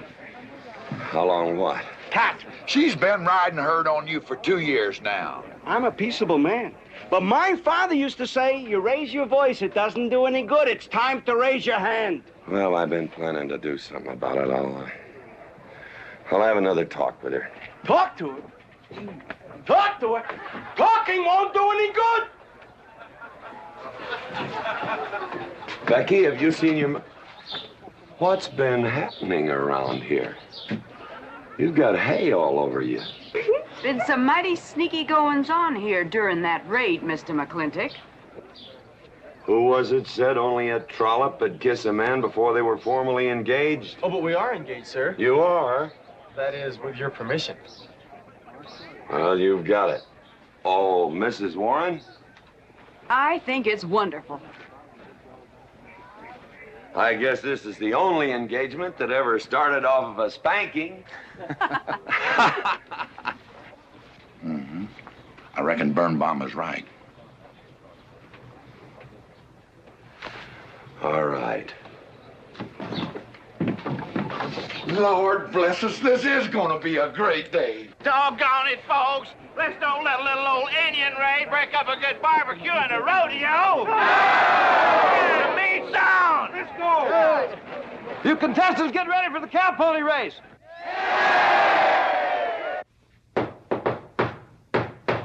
Who is it? It's me. Let me in. Not now.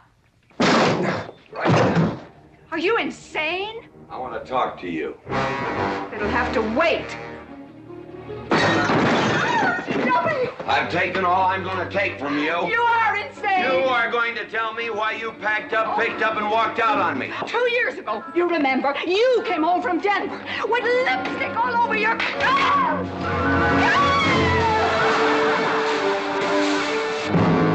Lipstick on my collar. I've got the shirt to prove it. Who cares? Why, you big...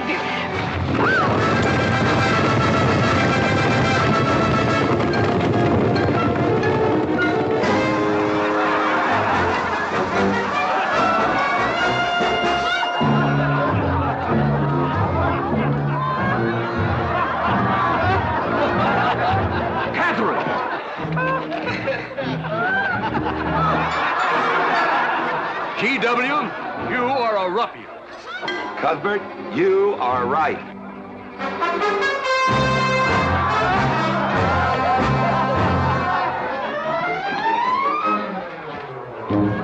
Well, what kind of a family is that?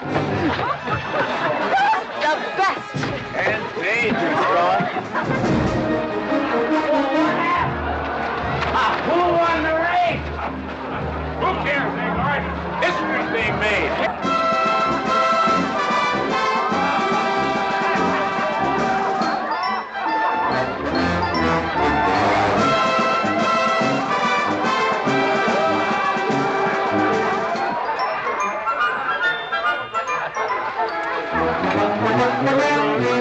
Yes, Rufus? I regret to inform you I've changed my mind about matrimony.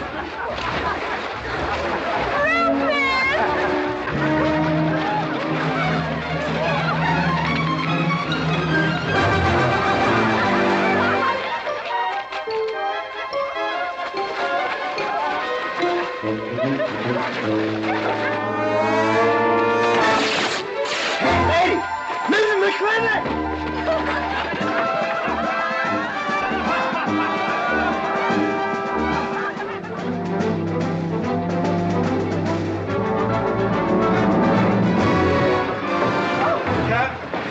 Catherine!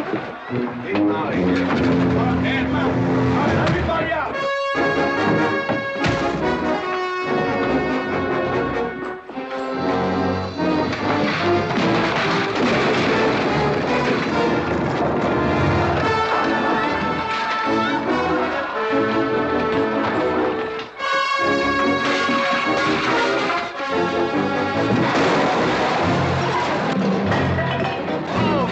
Looks like GW is buying out the whole store. I'm afraid you're right.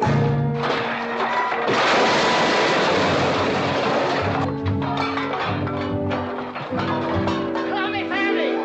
Call me family.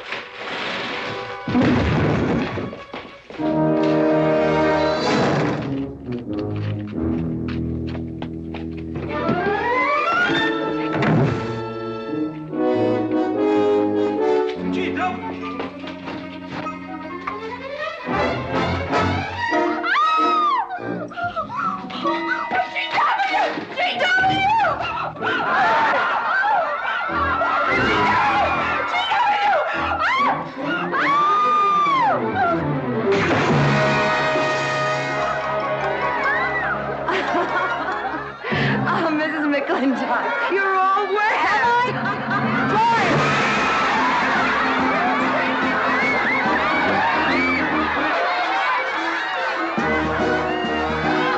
Wrong woman, GW.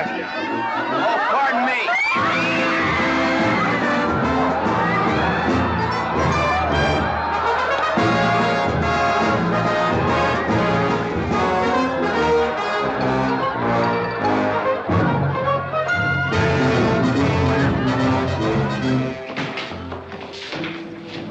Mrs. McLintock, you setting a new style?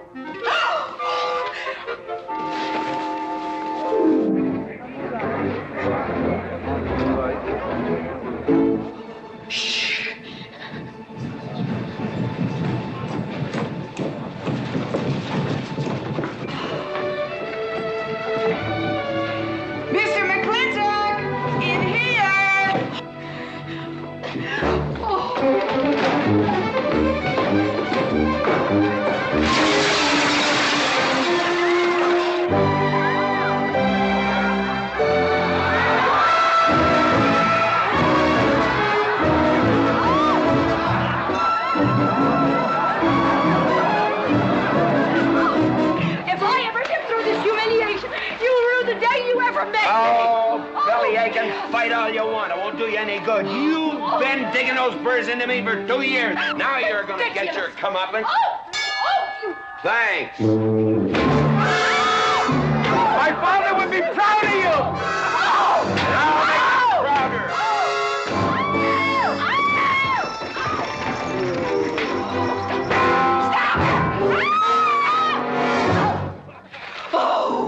Keep it. You may need it. Now get your divorce. Home.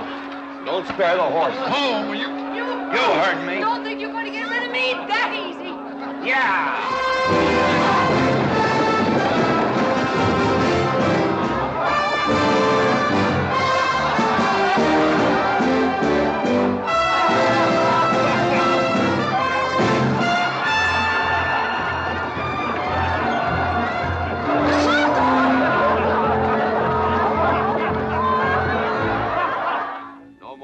Living in the capital? No. No more Newport in season? Nope. No more dancing at the governor's ball? No, GW. Happy day! 310 times without a miss. That's a record.